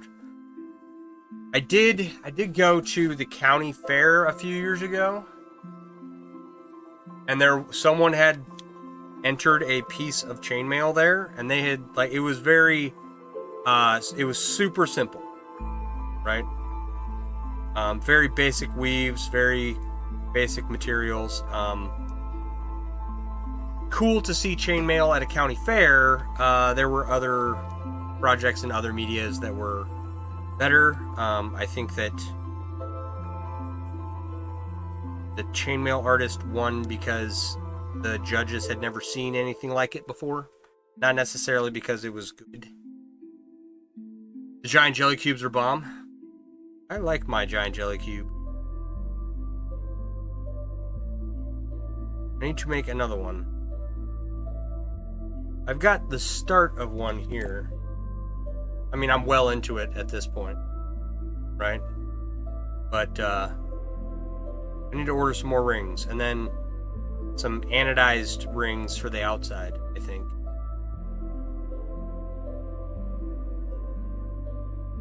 But I do need to make another cube. I also have a steel one started.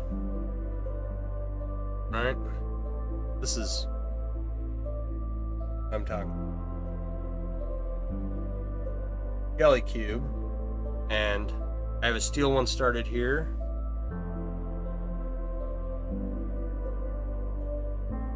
And I need to order more steel rings for it, but not. Other projects have taken priority as of right now.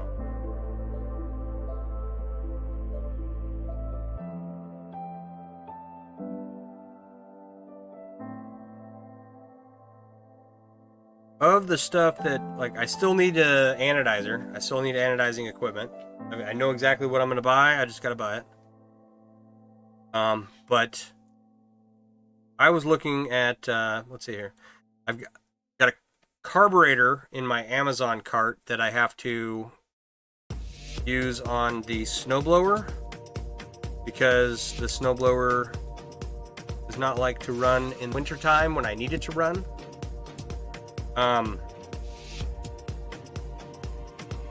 So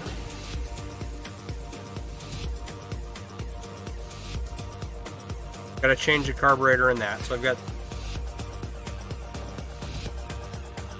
that in my Amazon cart. And then I have some other household stuff that I need to get done first before I spend tons on chainmail stuff. I actually think I can connect this right now. I'm gonna bet.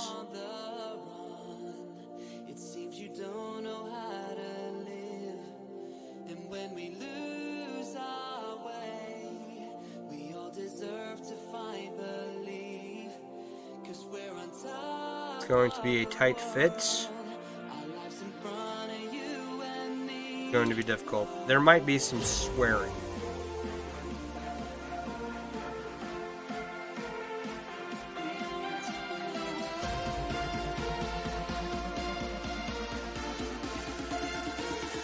Alright. What else is in my Amazon cart? I've got some RJ45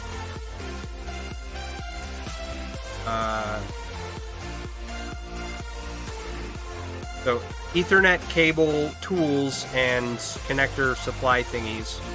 Because right now the Ethernet cable goes out the wall on the other side of the basement into the storage closet down here, up to the ceiling of the storage closet, across the ceiling, across the front of the house, behind the sheetrock and the framing and stuff. And then it comes down into the storage closet on this side, out the storage closet into the laundry room, out the laundry room, around some bookshelves and around this corner behind me, and where it connects to my computer. Right? So I'm trying to figure out how to how to make it so that the Ethernet cable is just behind the wall and comes out this wall to the left of me.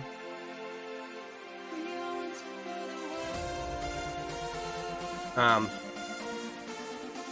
to the right of me. Okay, this does not want to. Yeah, it's fine. I can add a couple more rings and then it should work. It happened on the giant big super jelly cube and the getting the first of the glass balls in. Yeah.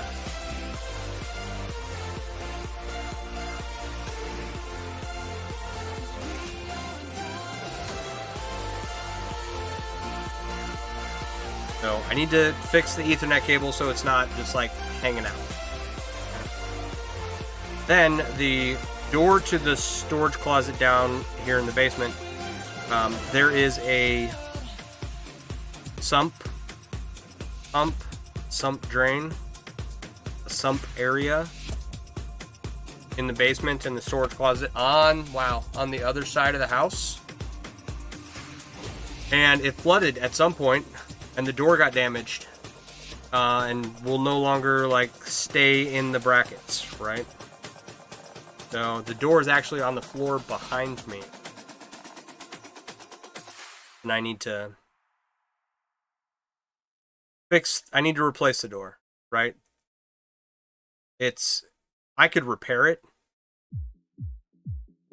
That would be fine. It would be okay. But there's damage up the wood of the door. So I want to get rid of that. So then I spent half the day looking at like closet doors. Now, what I have in the house are builder grade doors, masonite, hollow core doors, and they need to be replaced anyway. I'm just, what do I replace them with? If I'm going to replace it, I want to upgrade it. And if I'm going to upgrade one closet door, then there's 4 closets total 5. There's 5 closets total that use those doors, so I would probably want to make them all the same.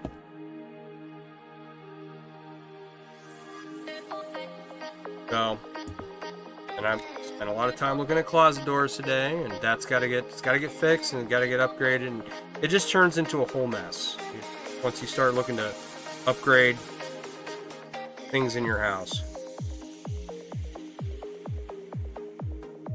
Could have gone together. Could have bought more. Or maybe not. Alright. So, I'm not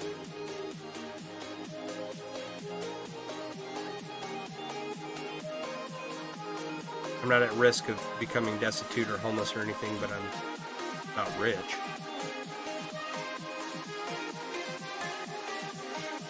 So that's life. It's the never-ending cycle of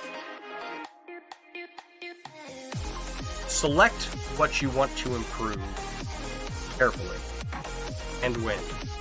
I'm trying to like get the basement going down here because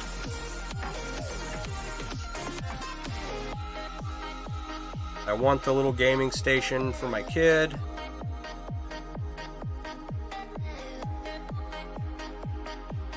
When we have people over, I don't want them seeing into my storage closet. I want them, I want it to be able to close with nice doors.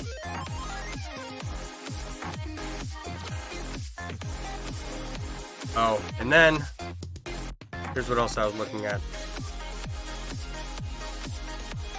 This is a goal. A goal for next year, hopefully. My neighbor's got like the seasonal Christmas lights put up. So if you want like 4th of July lights, you can get those. If you want Christmas lights or Halloween. And I'm not a big fan of their lights. It'll be more it'll look better when it's in season. Right? So they got theirs up. And the way I want a set of seasonal lights that you can, remote control and change the color of and have, because I'm not hanging lights in my house. I've done that in the past, and I have no intention of doing it again, right?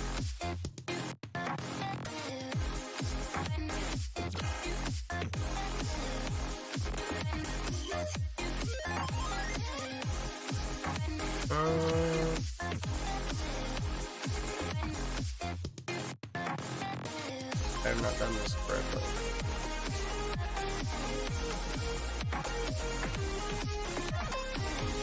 Okay, so I want daytime, or not daytime. I want lights that, highlight the corners of my house, and then during the evening and, into the nighttime, that are just white, right? Not Christmas lights. If you're looking at those, they're like $3.50 a piece, so we need 3 sets to cover the front of the house. Yeah. Oh yeah. And the ones my neighbor got, they're kind of, like I said, they'll look better when they're in season. They're kind of circusy looking when I was looking at them the other day.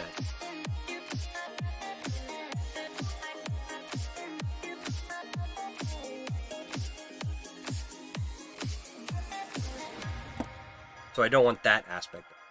But I want more, because like one half my house is not lit up. I got the lights by the garage, a light by the front door, and then there's this whole second floor of my house that has no lights at night. Like, at night, you don't really need lights at night, but it would look cool if it was all lit up under the soffit and everything.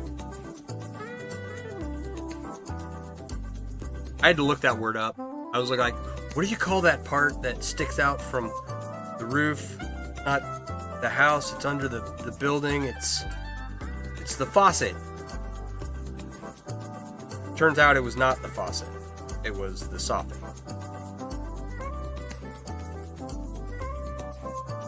Okay, here into... What happened? Ah, it fell apart.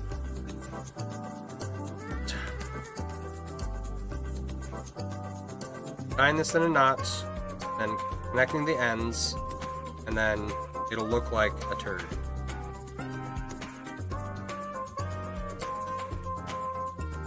Yeah, the soffit. Not the faucet. The faucet is part of the house though, so kind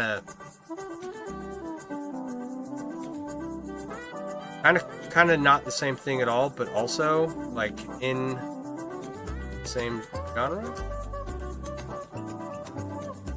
That's what I'm doing wrong. Going from here, I need to be going from... Oh goodness, this wants to fight me.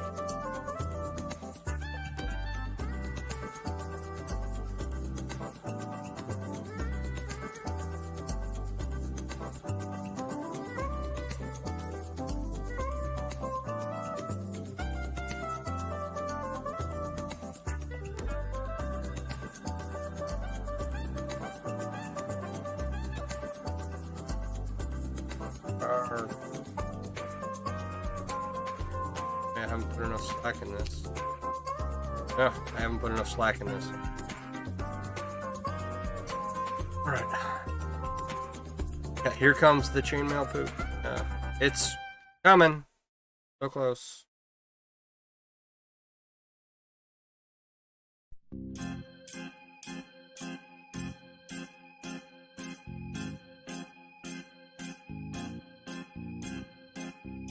How long did I say? I said 6 inches. I thought I could tie it in a knot afterwards.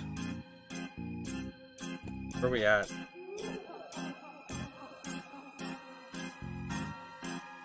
We're at 7. Okay, so I wasn't too far off.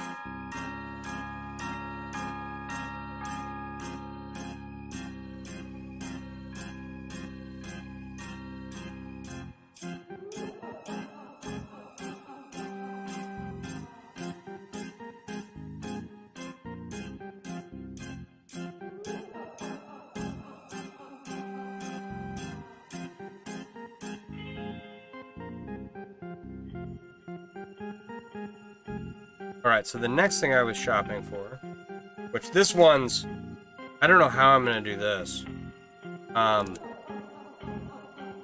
There's a chandelier in my dining room, and it's like, it's the ugliest chandelier I've ever seen.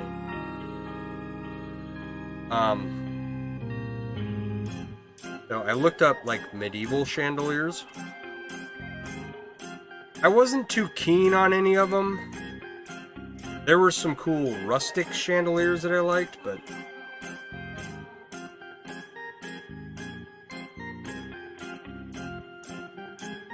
it'll never... I don't know. The thing with... Okay, so like I said, I was looking at barn doors for closets earlier, right? And the thing with that is, like, if you put on a barn door on a door in a room, then you have to make the rest of the room match, right? Because otherwise it just looks out of place. So if I were to put a rustic style chandelier in this kind of blasé modern dining room, it would look out of place. It would look cool on its own, but then I'd have to figure out how to make everything else match.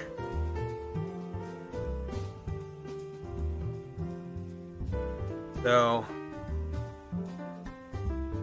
like, how much do I want to... How much time do I want to spend? Oh, those are in. Doing this just...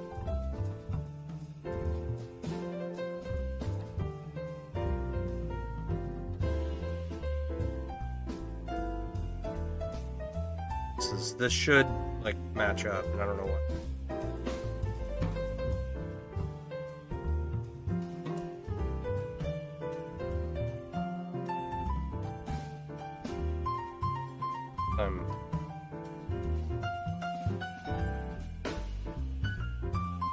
No. Ah.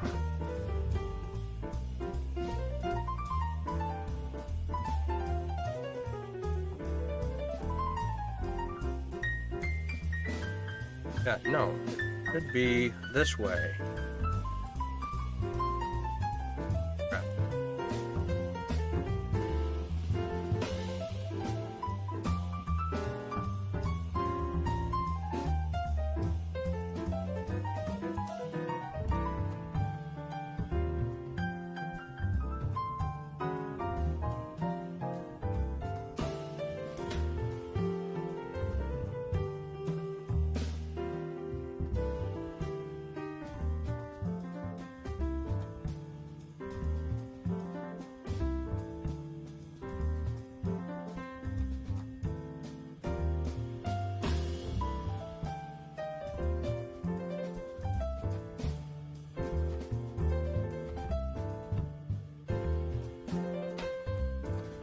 Matter of it not.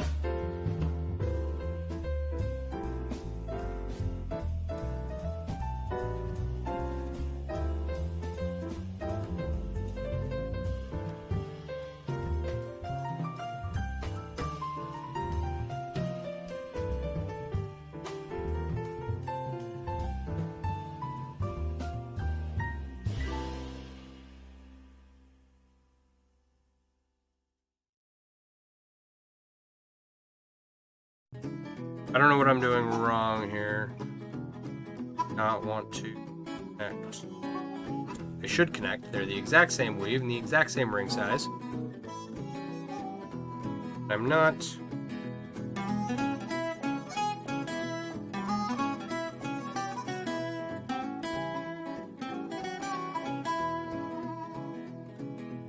I'm not crazy.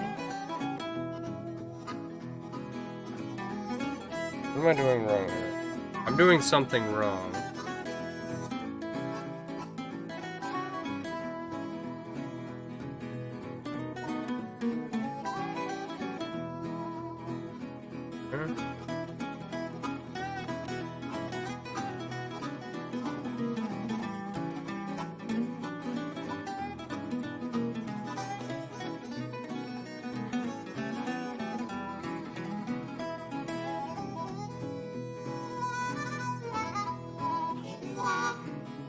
Like, it's European foreign one. Wrapped around itself.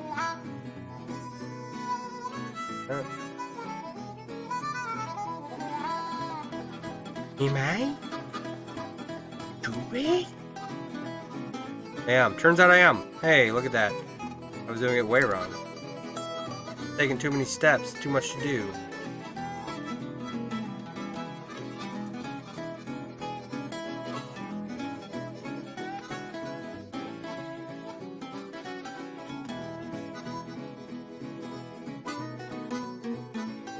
I can't fucking close it. Nope, I lied. I was wrong. I'm not doing it right now. Son of a... Son of your mom. Jesus.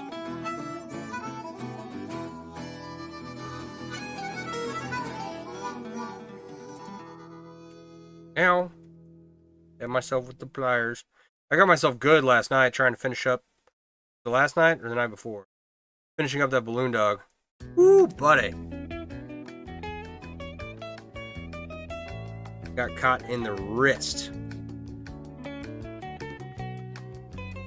I'm supposed to have a box of Band-Aids down here, and I keep forgetting to bring it down. Because I keep, like, that little scratch right there. Right? And you're like, oh, that's nothing. You're right, it's not nothing. Problem is, it'll bleed.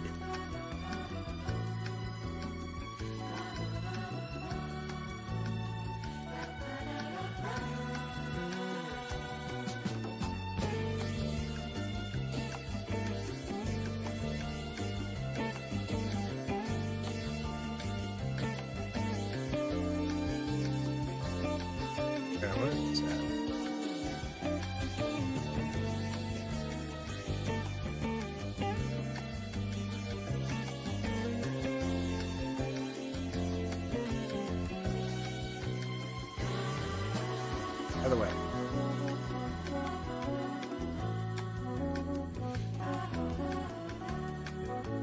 It's the hard way.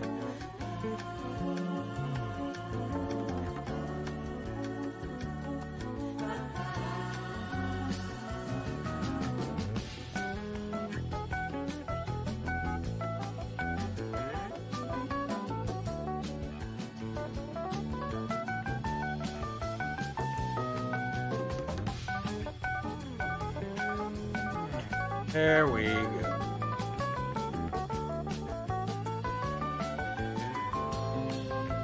Okay, now where was I working? There's the big gap. There it is. Not fun when you're working on something and it does that. You lose where you were working. Right there.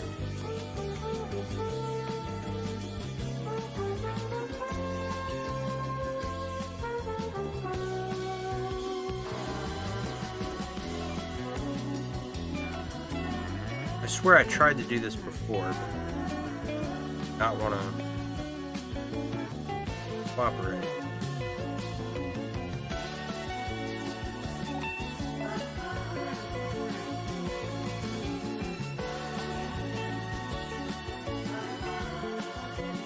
All right, where are we at?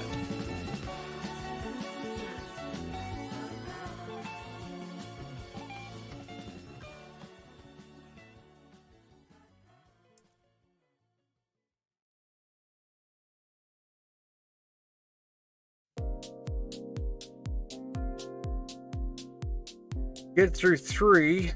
Fourth one does not want to play, so if we can't twist it around.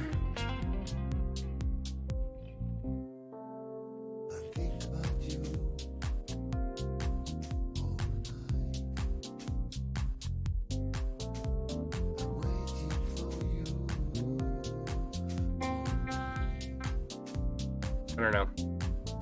Does that look like a little poop to you?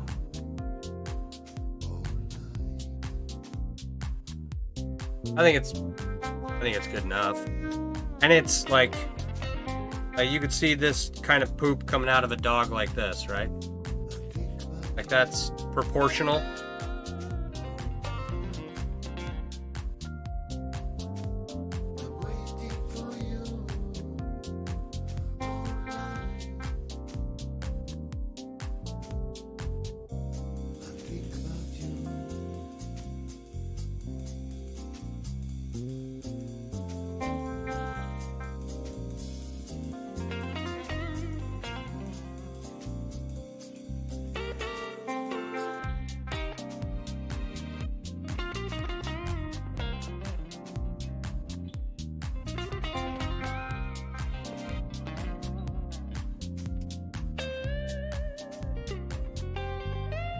Find it too tight.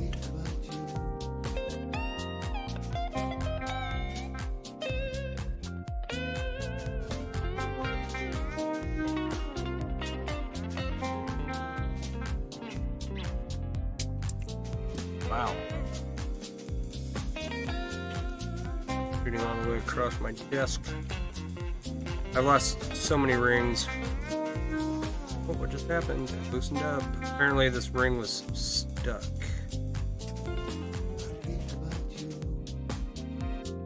There we go. That went in like butter.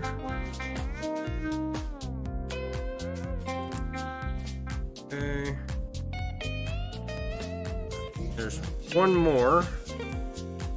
I don't know if it's ever going to go in because it's on the underside, inside this tube here. I don't think it matters if it ever goes in. Now I'm... Is that it? Where did the...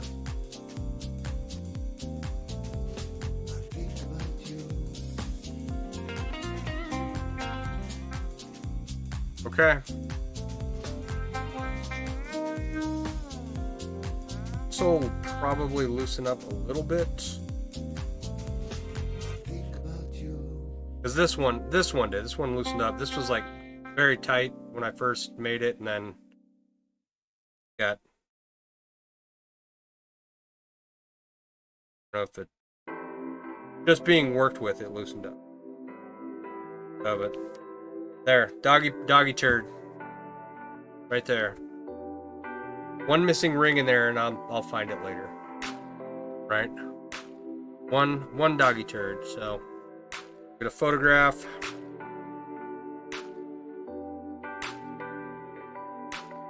It.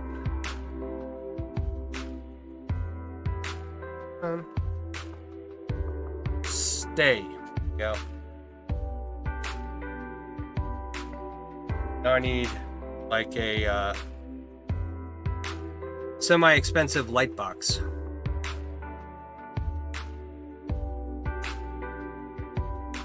Tried working with light boxes before, and I've tried photography before, and I'm terrible at it. Gotta work on that. Alright, I will fight to find that missing ring in this later, but this is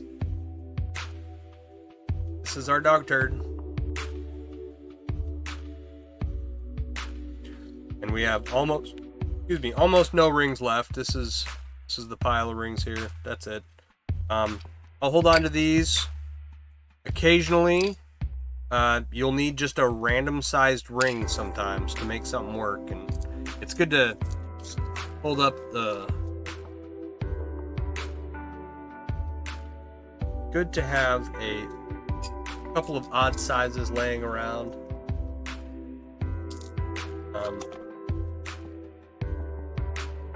I keep most of them in a, not a bucket, what do you call it? A bin of some kind. I think that looks good. Happy with it. Alright. So the next thing I wanted to work on tonight, I've had these supplies for, I want to say, over a year now. Okay. And that is the supplies to make approximately 20 bracelets. They've been in my way for a while, right? These are all the clasps right here. This bag. Show you. These are what the clasps look like. I've got to do some welding to connect the ends, but I like the way that these turn out. They're very cool looking. They just pop open like that. Other people have said that they open too easy. I've worn this all over the place. I've never had a problem. No one I've sold the bracelet to has had a problem. So, I don't know. But I've got 20 of these, right? Okay. Alright, so first things first. Need to clean this up a little. Get rid of the stuffing. I've got my welder. I just practiced a bunch of welds on this balloon dog here. Oh, balance.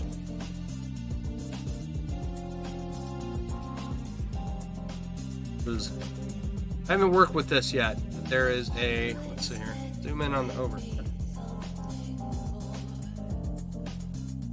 This is a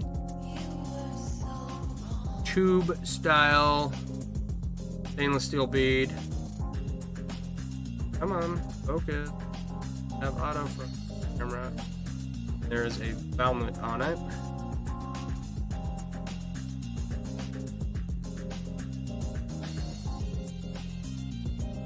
All you Norsemen out there, let's run a chain right through down the middle here. So I think this was, I bought that to see if I could make something with. These are cool. They're like little. All right, this is a new camera, so I apologize. Let's zoom. Like a little barrel with skulls wrapped around it.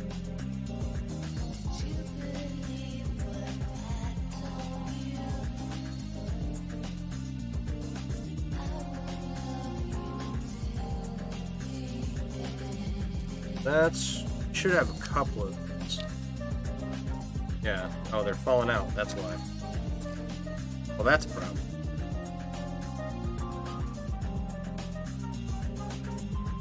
Where'd this go? I think when I made this one last time, it sold immediately. Sure.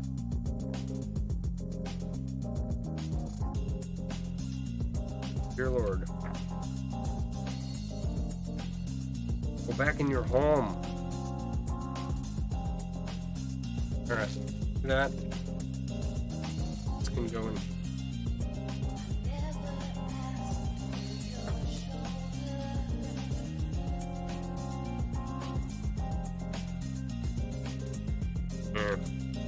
These are pins. These are not for. I had a couple of these. I must have just tossed them in here. They don't go in here. It's like a basket style.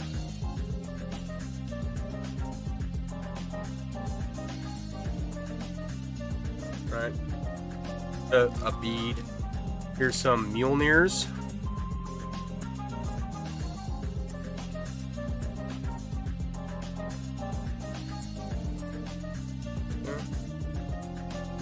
More Mjolnirs. What to call this? Just a design. A random design. Right? It'll make a cool looking bracelet. As these ones have valnets on them as well. Alright. The camera just keeps going out of focus. Very heavily. I don't have an auto focus button on it. See the valve here. Up next, crosses. These ones have the valve on them. I don't know if I can show. There, right there. Got some crosses. These are like kind of Willie G skulls kind of looking things. Bottom there, see the skulls. I think this is just a random pattern. And as I make stuff, I'll put a pin. He's got some runes on here. I don't know what this rune means. See a lot in like people wear Norse style stuff, Viking stuff. It's like little polka dots kind of deal.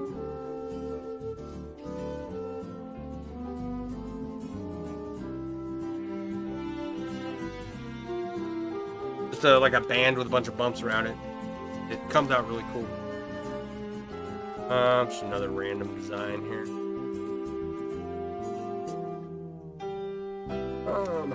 These the same size. Yeah, so I have this bracelet here. These are triquetras.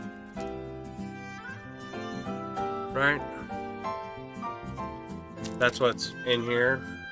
These beads with triquetras on them. Triquetra means triangle. This is I think it's just a random design, I don't know. Ooh, here's some more beads with dots that you can incorporate directly into like as a ring. I don't know if I'm gonna get them to show up. Kind of. Alright. Butterflies? Butterflies. Focus. Butterflies are flowers. They're butterflies.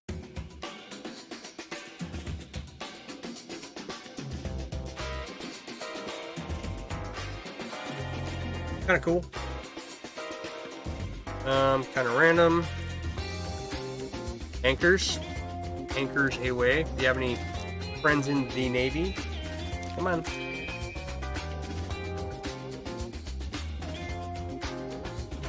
Excuse me.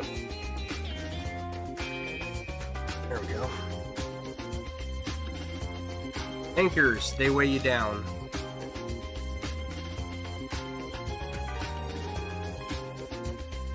You can kind of see through the plastic. And I'll go through each of these by one. Ooh, I like these skulls because these are like the beads with the dots on them. You can incorporate them right into the bracelet.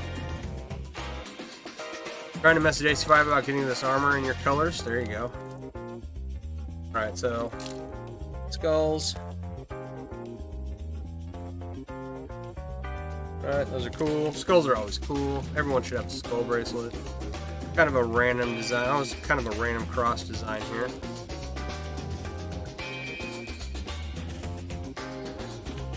Come on, focus.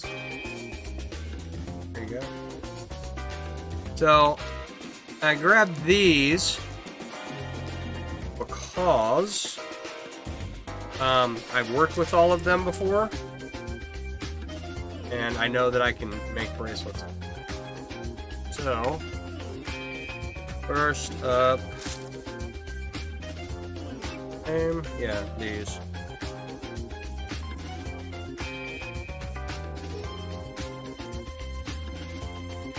They're the rules.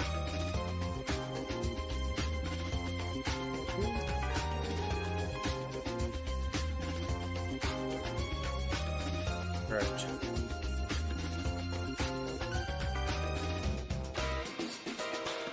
I think I've got 12 of these beads, so that should make me 3 bracelets. Alright, let's see if we can't. If I remember correctly. Right? Big if. I incorporated these directly into the bracelet. So I'm going to try and do that now.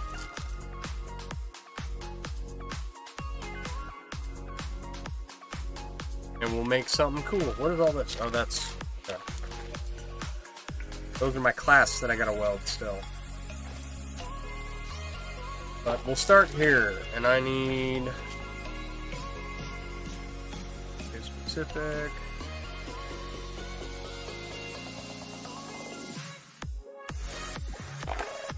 Alright. If you see me screw this up, it's not because I was lying to you, it's just because I have the wrong ring size in hand. Go. Stay in the designated area. silly ring.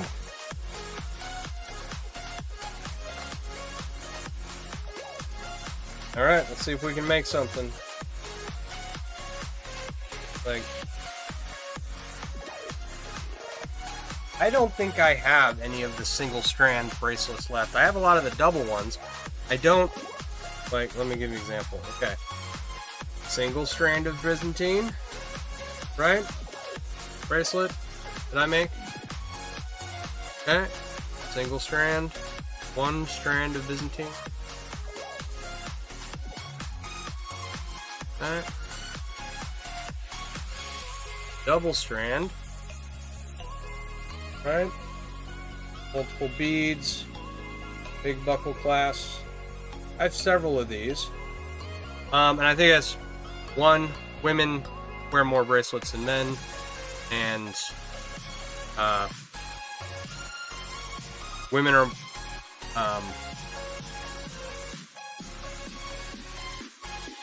what was I gonna say? I was gonna say something. Women are pickier. No? Is that not it? I don't know if that was what I was gonna say. I was gonna say something. I had a point. Alright, so this is a piece of jewelry. It's going to be worn on someone's hand. I'm going to pay more attention to the closures. Make sure that everything's good. You don't want scratches. You don't want the edge of a ring scratching someone.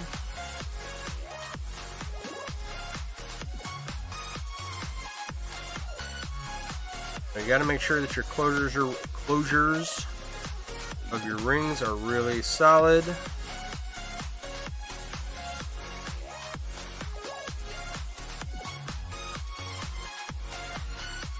Like, no one likes to buy a jewelry item and have it be irritating.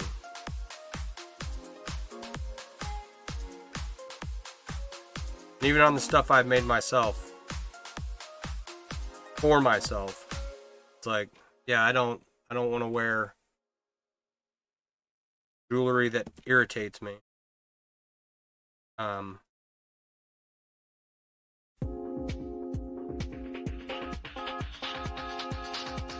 Oh, I know. Okay.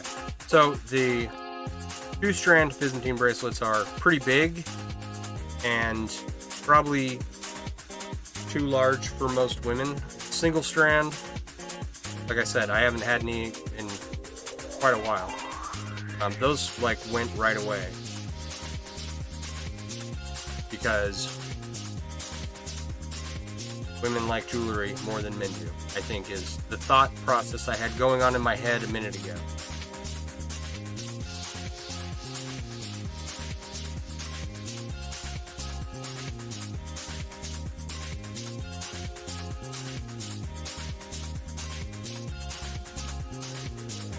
Okay. So this is not my usual kind of work. I don't make jewelry very much.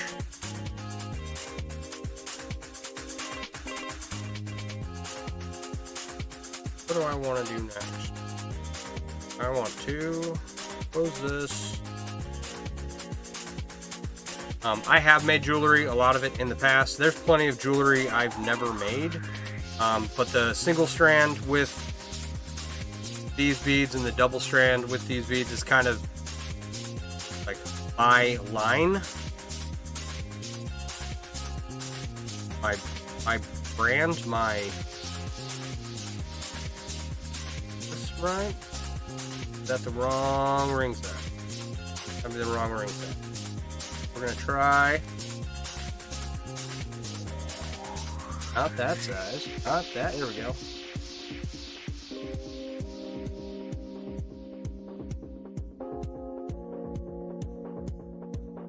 I have a bunch of different sizes of rings over here. I don't exactly remember how I made all of these, but get there.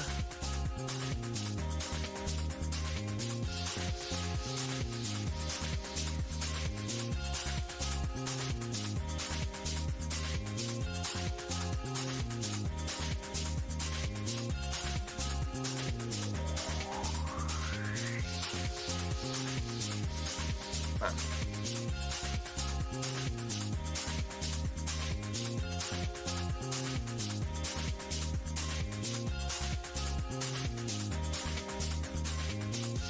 Each bead requires a little bit different combination of rings to get it to work. So, like I have the sizes that I know worked. Shouldn't be an issue. Just a matter of figuring out what the combination of ring sizes is, right? Like, I know what I did.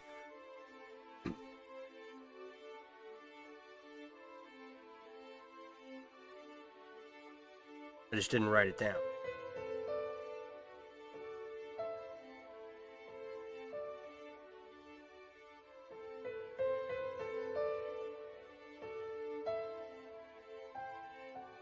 There we go.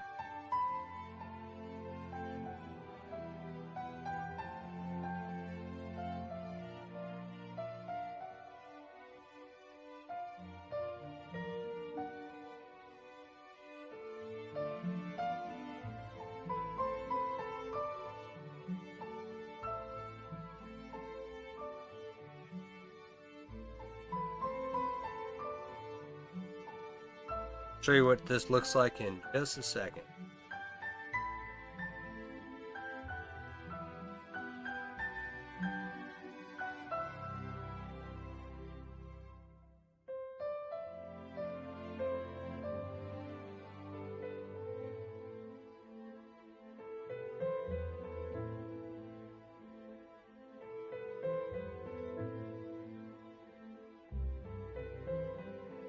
So the ring size that I like to use for Byzantine is the 18 gauge 3/16 from JoshuaDiliberto.com, and then I'm adding 18 gauge 7/32, if that means anything to anyone.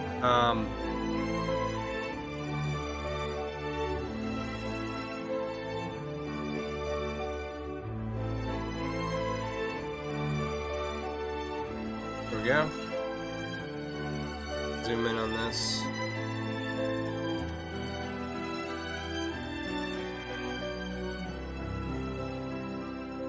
Okay, so you got this bead here, and there's a ring to either side of this bead to make like a 3 connector. Now you can kind of see the ring right there. That's the ring, that's the bead. Okay, and you can see it just incorporates right into the weave, like that.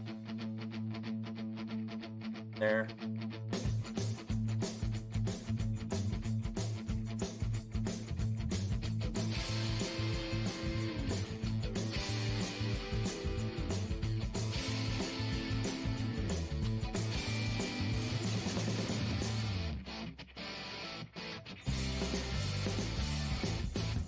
And you know, with a couple different, like what you're doing is you're adjusting the thickness of the Byzantine up and down to work with each bead.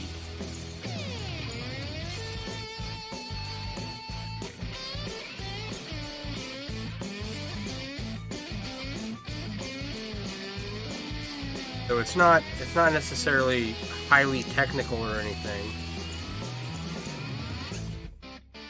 But when you start incorporating multiple beads into it, it can get very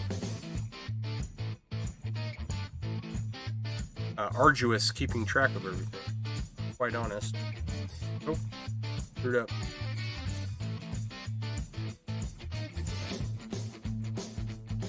Add those.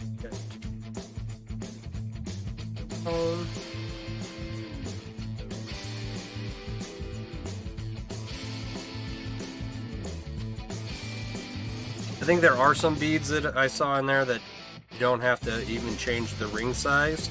They just flow right into the bracelet, to the weave of the bracelet.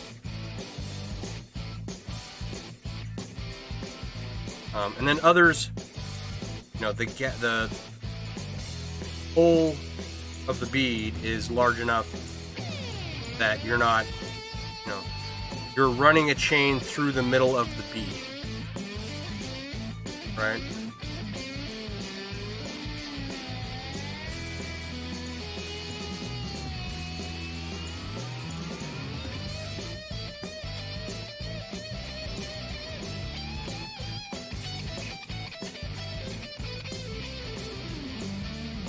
You gotta find a ring size that'll make, like, either I usually use Byzantine or a 3-in-3 chain to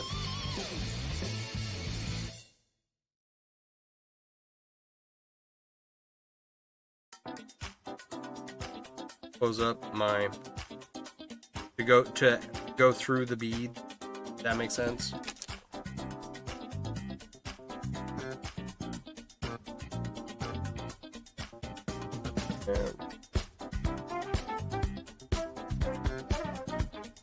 Just many more, but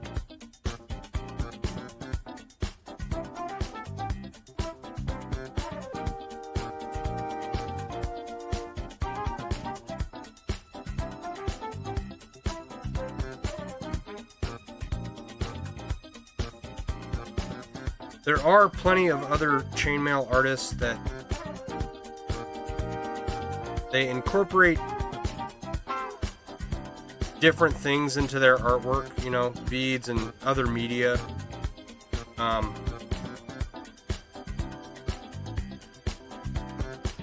lot of it comes out really cool. Some of it's okay. I don't want to trash other people's work, you know? Like, I'm not...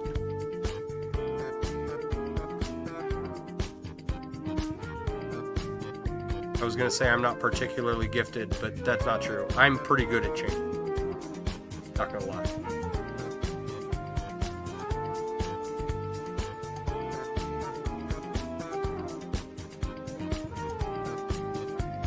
But just because I don't like something doesn't mean that it's not good, right? Or if someone did something some way that I wouldn't have done, that doesn't mean it's not good.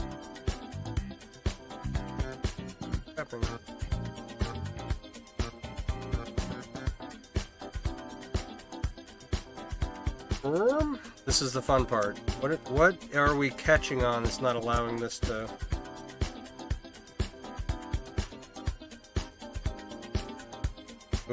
move smoothly?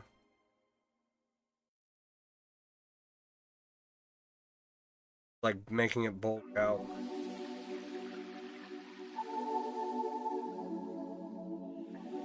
Did I use a wrong ring size somewhere?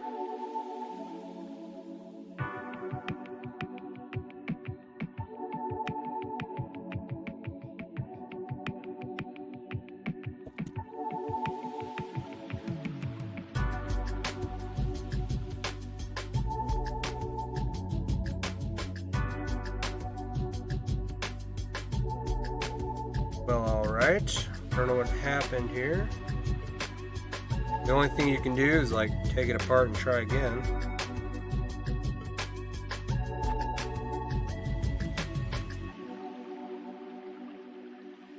No, those all look like the right ring sizes.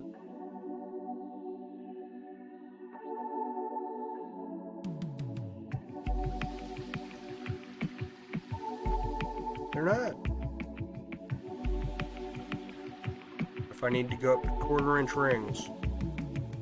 Problem is, I don't remember what I used. I didn't write it down the last time I did this. So,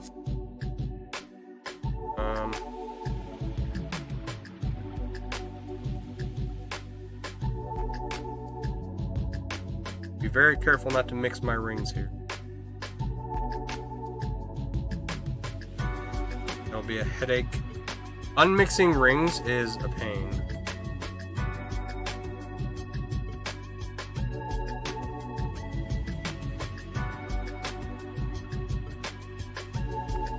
Done it. I've loaded up the tumbler with all different sizes of rings, and they all needed to be cleaned, right? It wasn't an unreasonable thing to do. I was planning on separating them all, but it was a mess.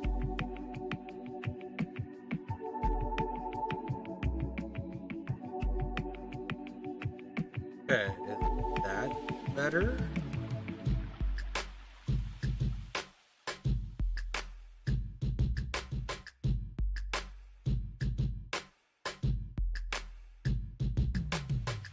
Means I'll have to change out the rings on the other one.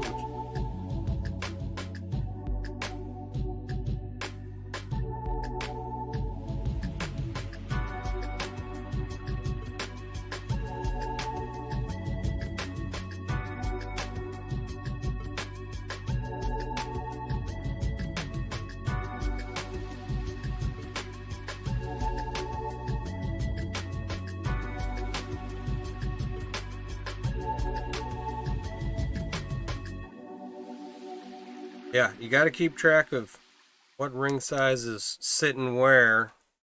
Be careful when you're grabbing rings, because it's really easy to screw up, and really these rings vary so little in size. It's really hard to tell from one to the next, unless you're going from the smallest to the largest. But from one size to the next, it's like, is that the right size? At the wrong size? I can't eyeball it too well.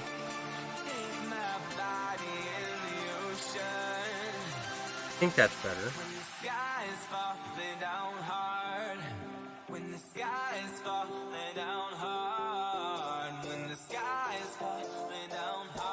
All I did was change the rings alongside the bead here. I just went one size up, so I'm going to change out this other one that I have in here so that everything matches.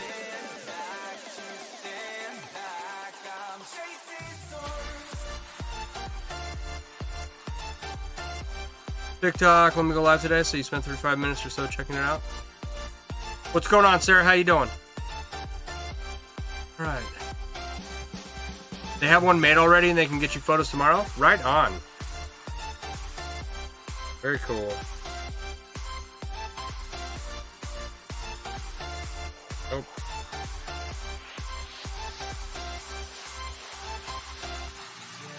Yeah, going live is fun. I'm sorry I missed your live. I'm such a terrible friend, right? I try to be supportive, but I always miss so much stuff that goes on.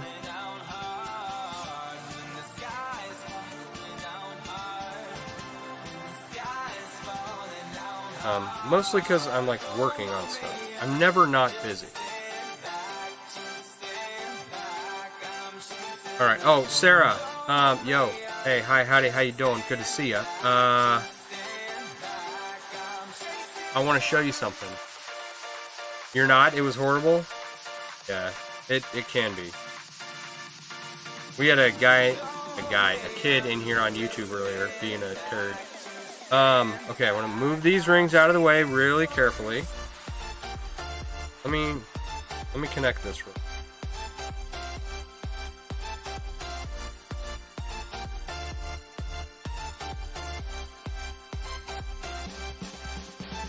And then I'll show you what we did previously this evening. Bob, how you doing? You're now excited? Right on. I'm excited for you. You will have to share pictures with us when you get it. This is a piece of armor, right? In your colors? That's what we're...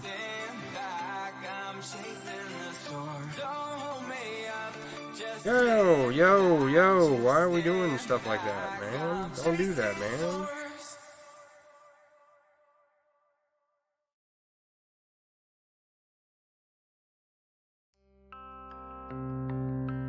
You did it in the middle of the day to try to catch everyone busy at work?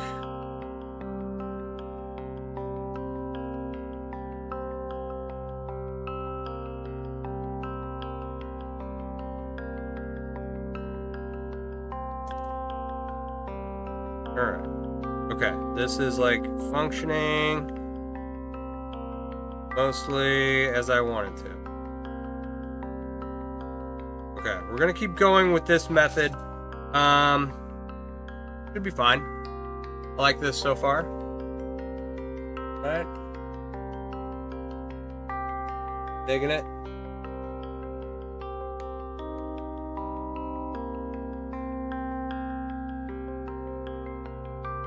We got 2 beads in there. We'll keep going. Let me show Sarah something real quick and then get back to this. All right.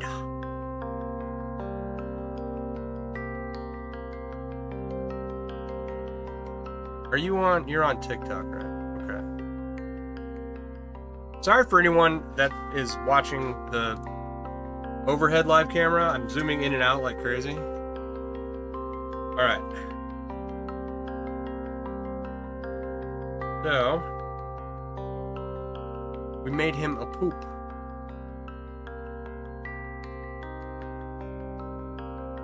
Going to... He had an accident.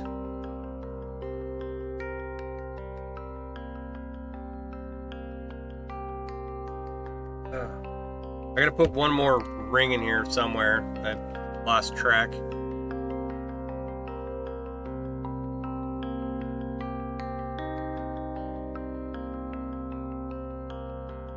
Alright. Sorry you're gonna have to... Saw you were live, had to stop by, but you're gonna go to bed, so we'll be at another stream. Alright, Bob, have a good night. Appreciate you. That is epic. You like the dog poop? Dog poop sculpture. I'm not sure if I'm a fan of this swing arm thing I'm using.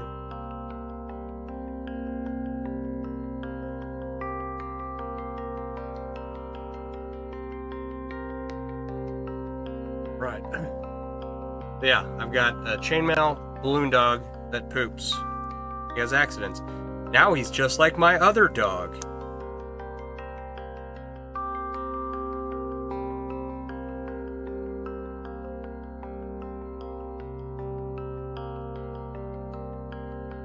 Nope.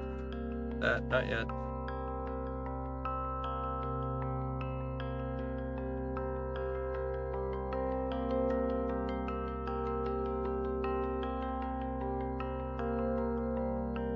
Alright, now I finished the poo, and now I've got some make work stuff I have to do. I've got about 20 bracelets here. And I probably have 40, I think, pendants.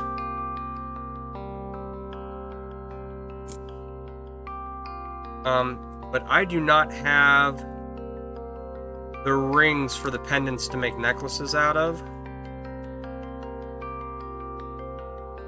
So that is something I do need to order.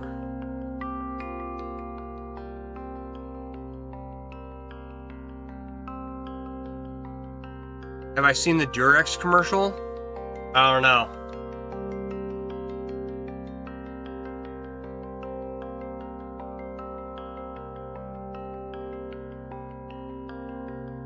Don't know which Durex commercial you're referring to. Oh.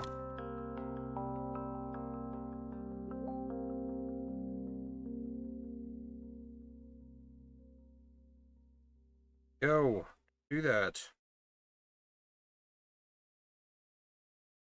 Times. Oh, I know what I did wrong. Silly me.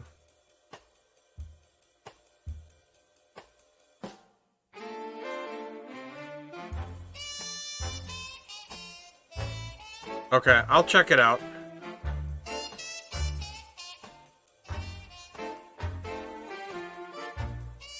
I need to... Like, I have Discord on my PC. I need to figure out a way to pull up Discord on screen.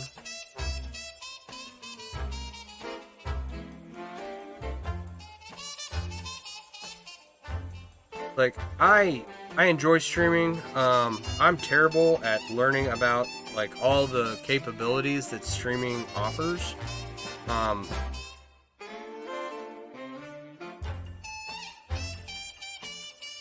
Yeah, so I struggle so much. I don't know the technological capabilities of the software I'm working with, and you would think I would get better at it over time, but I just sit here and open and close rings on camera, and if I have a good connection, then usually I have a pretty good stream. But if I don't, then, well, that's that, you know? Alright, this ring size now. Alright, you're going to laugh. It's okay, you couldn't even figure out how to read comments. That is, if there even was any. Yeah. You told them your stream is what reminded you to mess with them because you won it for fair this season? Nice.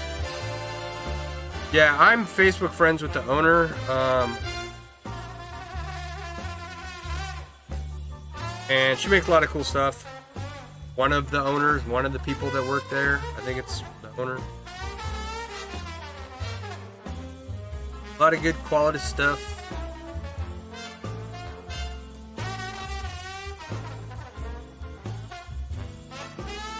It's awesome that you mentioned my stream because I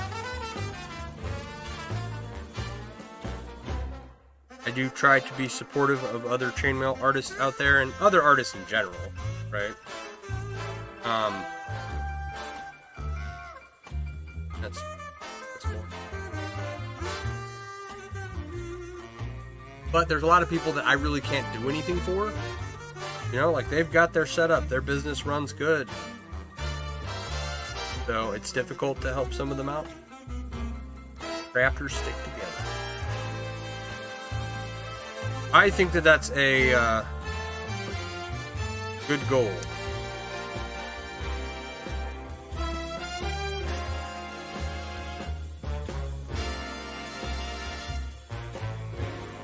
Like just okay, and here's why I think that's a good goal. Okay, you could give the assignment to make a chainmail balloon dog to two different chainmail artists who are both competent at being able to do it, right? And both of them would come back with something very different than what the other one had, right? What I mean is, they will accomplish the same task two very different ways. And neither will be wrong, and both will be, like, good quality stuff. Give people the same ring size, and, you know, they're going to make two different things. One person is going to make a very simple Byzantine weave, like I am right now. And the other person's going to get into something very technical and something the first person never would have thought of. Everybody makes something different, and everybody kind of evolves into their own little niche.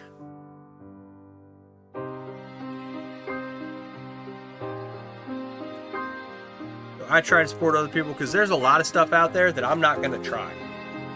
Not that I can't do it. And I don't take commissions on certain things. Well, I don't take commissions on most things. For that reason as well. It's like, this other person does what you're looking for much better than me. And they're going to be faster and cheaper than I am. Like, I'll give you an example. There's a girl who makes dragons. Dragon scale dragons. That, like, hang on your shoulder. They're very cool. And if you ask me to make one, I'm out. Not gonna try and make you one. Not gonna try to reverse engineer their thing. You know, just for a commission. Like, no, go talk to that person and get one from them. And you'll be happier, and they'll be happy, and I won't have to do that work. So I'll be happy.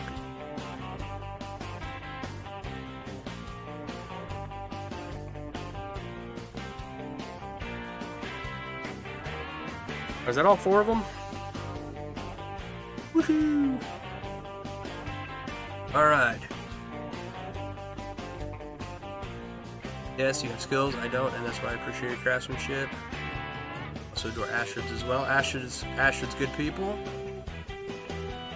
Yeah, I refer a lot of people back to like the original creator, because that's the person who figured it out. That's the person who's going to be your best bet. Okay.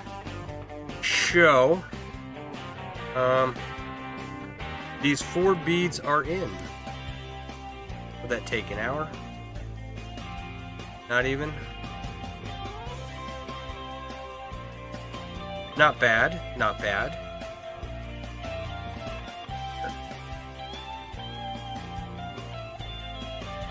I should do it. Alright, I'll give you a little zoom here in a minute.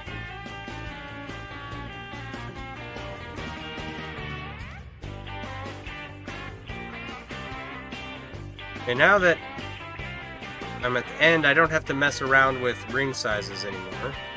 And I could have spaced these out. I might still do that. I might take this apart and put a little space in between each bead, because they're kind of clumped up here. Give me a sec. I'll zoom in. They're not really showing the shift in ring size very well.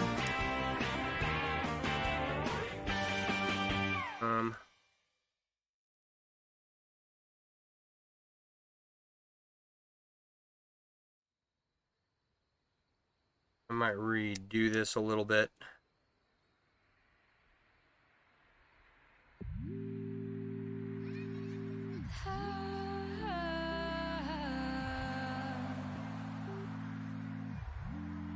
Speaking of Astrid's a good example. If you asked me to make a scale mail glove, I would send you over to our dear friend Astrid, and have her make it for you.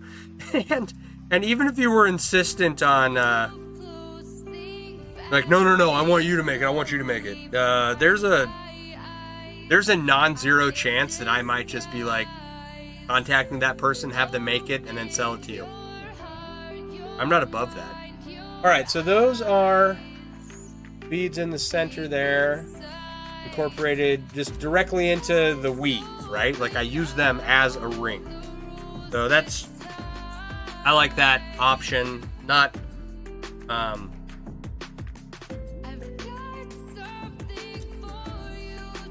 it's a cool effect. I've got rings on either side of the bead, and it's just, it's like adding a textured ring to your weaving. Kind of cool. I like the effect. Like I said, I might space them out a little bit more, right? Like add another section of Byzantine in there.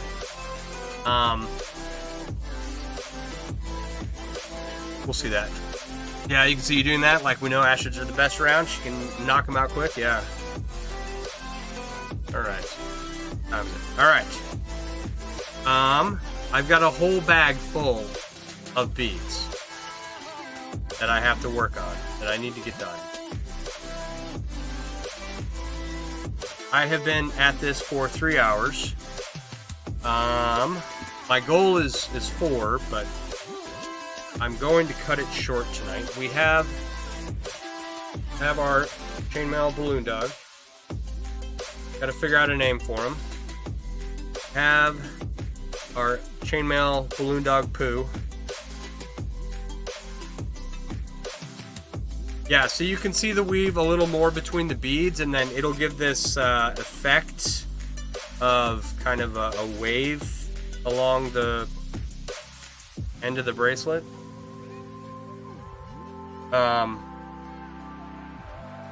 So we're going to be making more bracelets as time goes on, right? Lots of time to do that. You need to give them a very heavy name.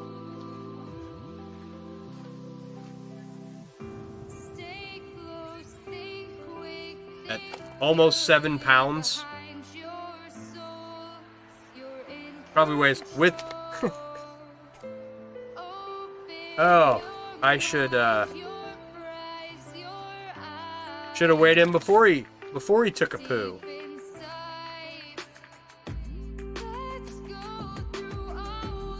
I hope I put all the right ring sizes back in the right bags.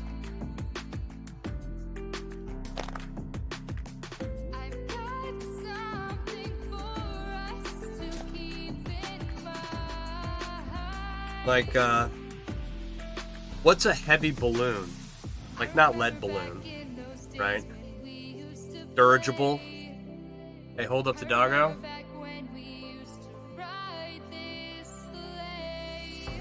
He sits, he shits, he bows and sploots. I might add some more to get this tail up a little more.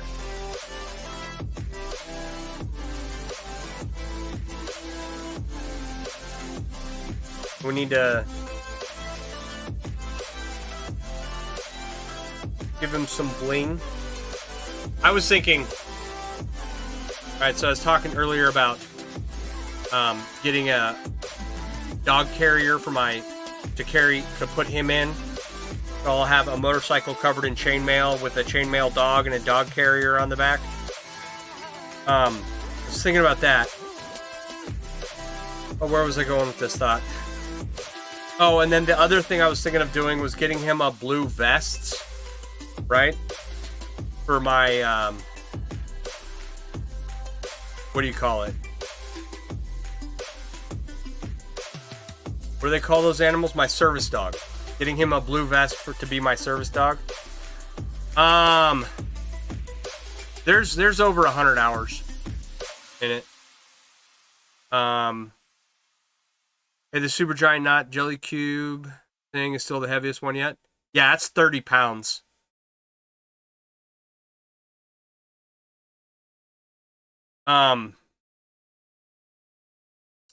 There's approximately 9,000 rings, right? And then I don't know how many more rings with the poop. So,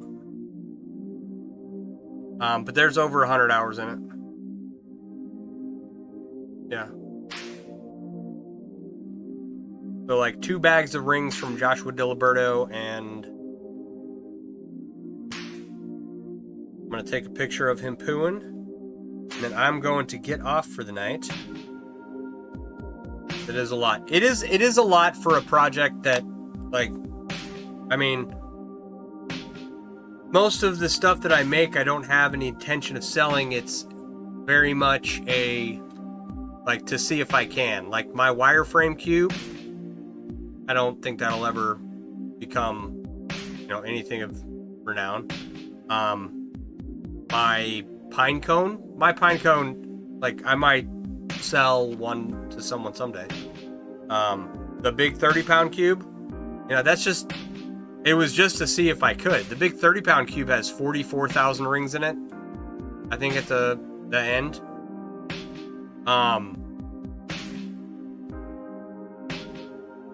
Project of love or a project of hold my mug, let me try this. Yeah, exactly. So, and I didn't have plans to make the balloon dog until, I don't know, long time from now. I have so much other stuff to do in between. I was waiting on some stuff, and I had a ring size that would work. So, make sure not pop it. It's an epic piece. How much for the balloon dog? Do you want the balloon dog with or without the turd? I don't know. All right. Without? You don't want the turd? What I worked so hard on tonight. Okay.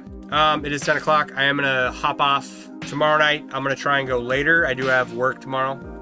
So, let me know. Or come hang out. Come say hi. Come say what's up. Alright.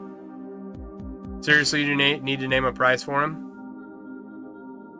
I mean,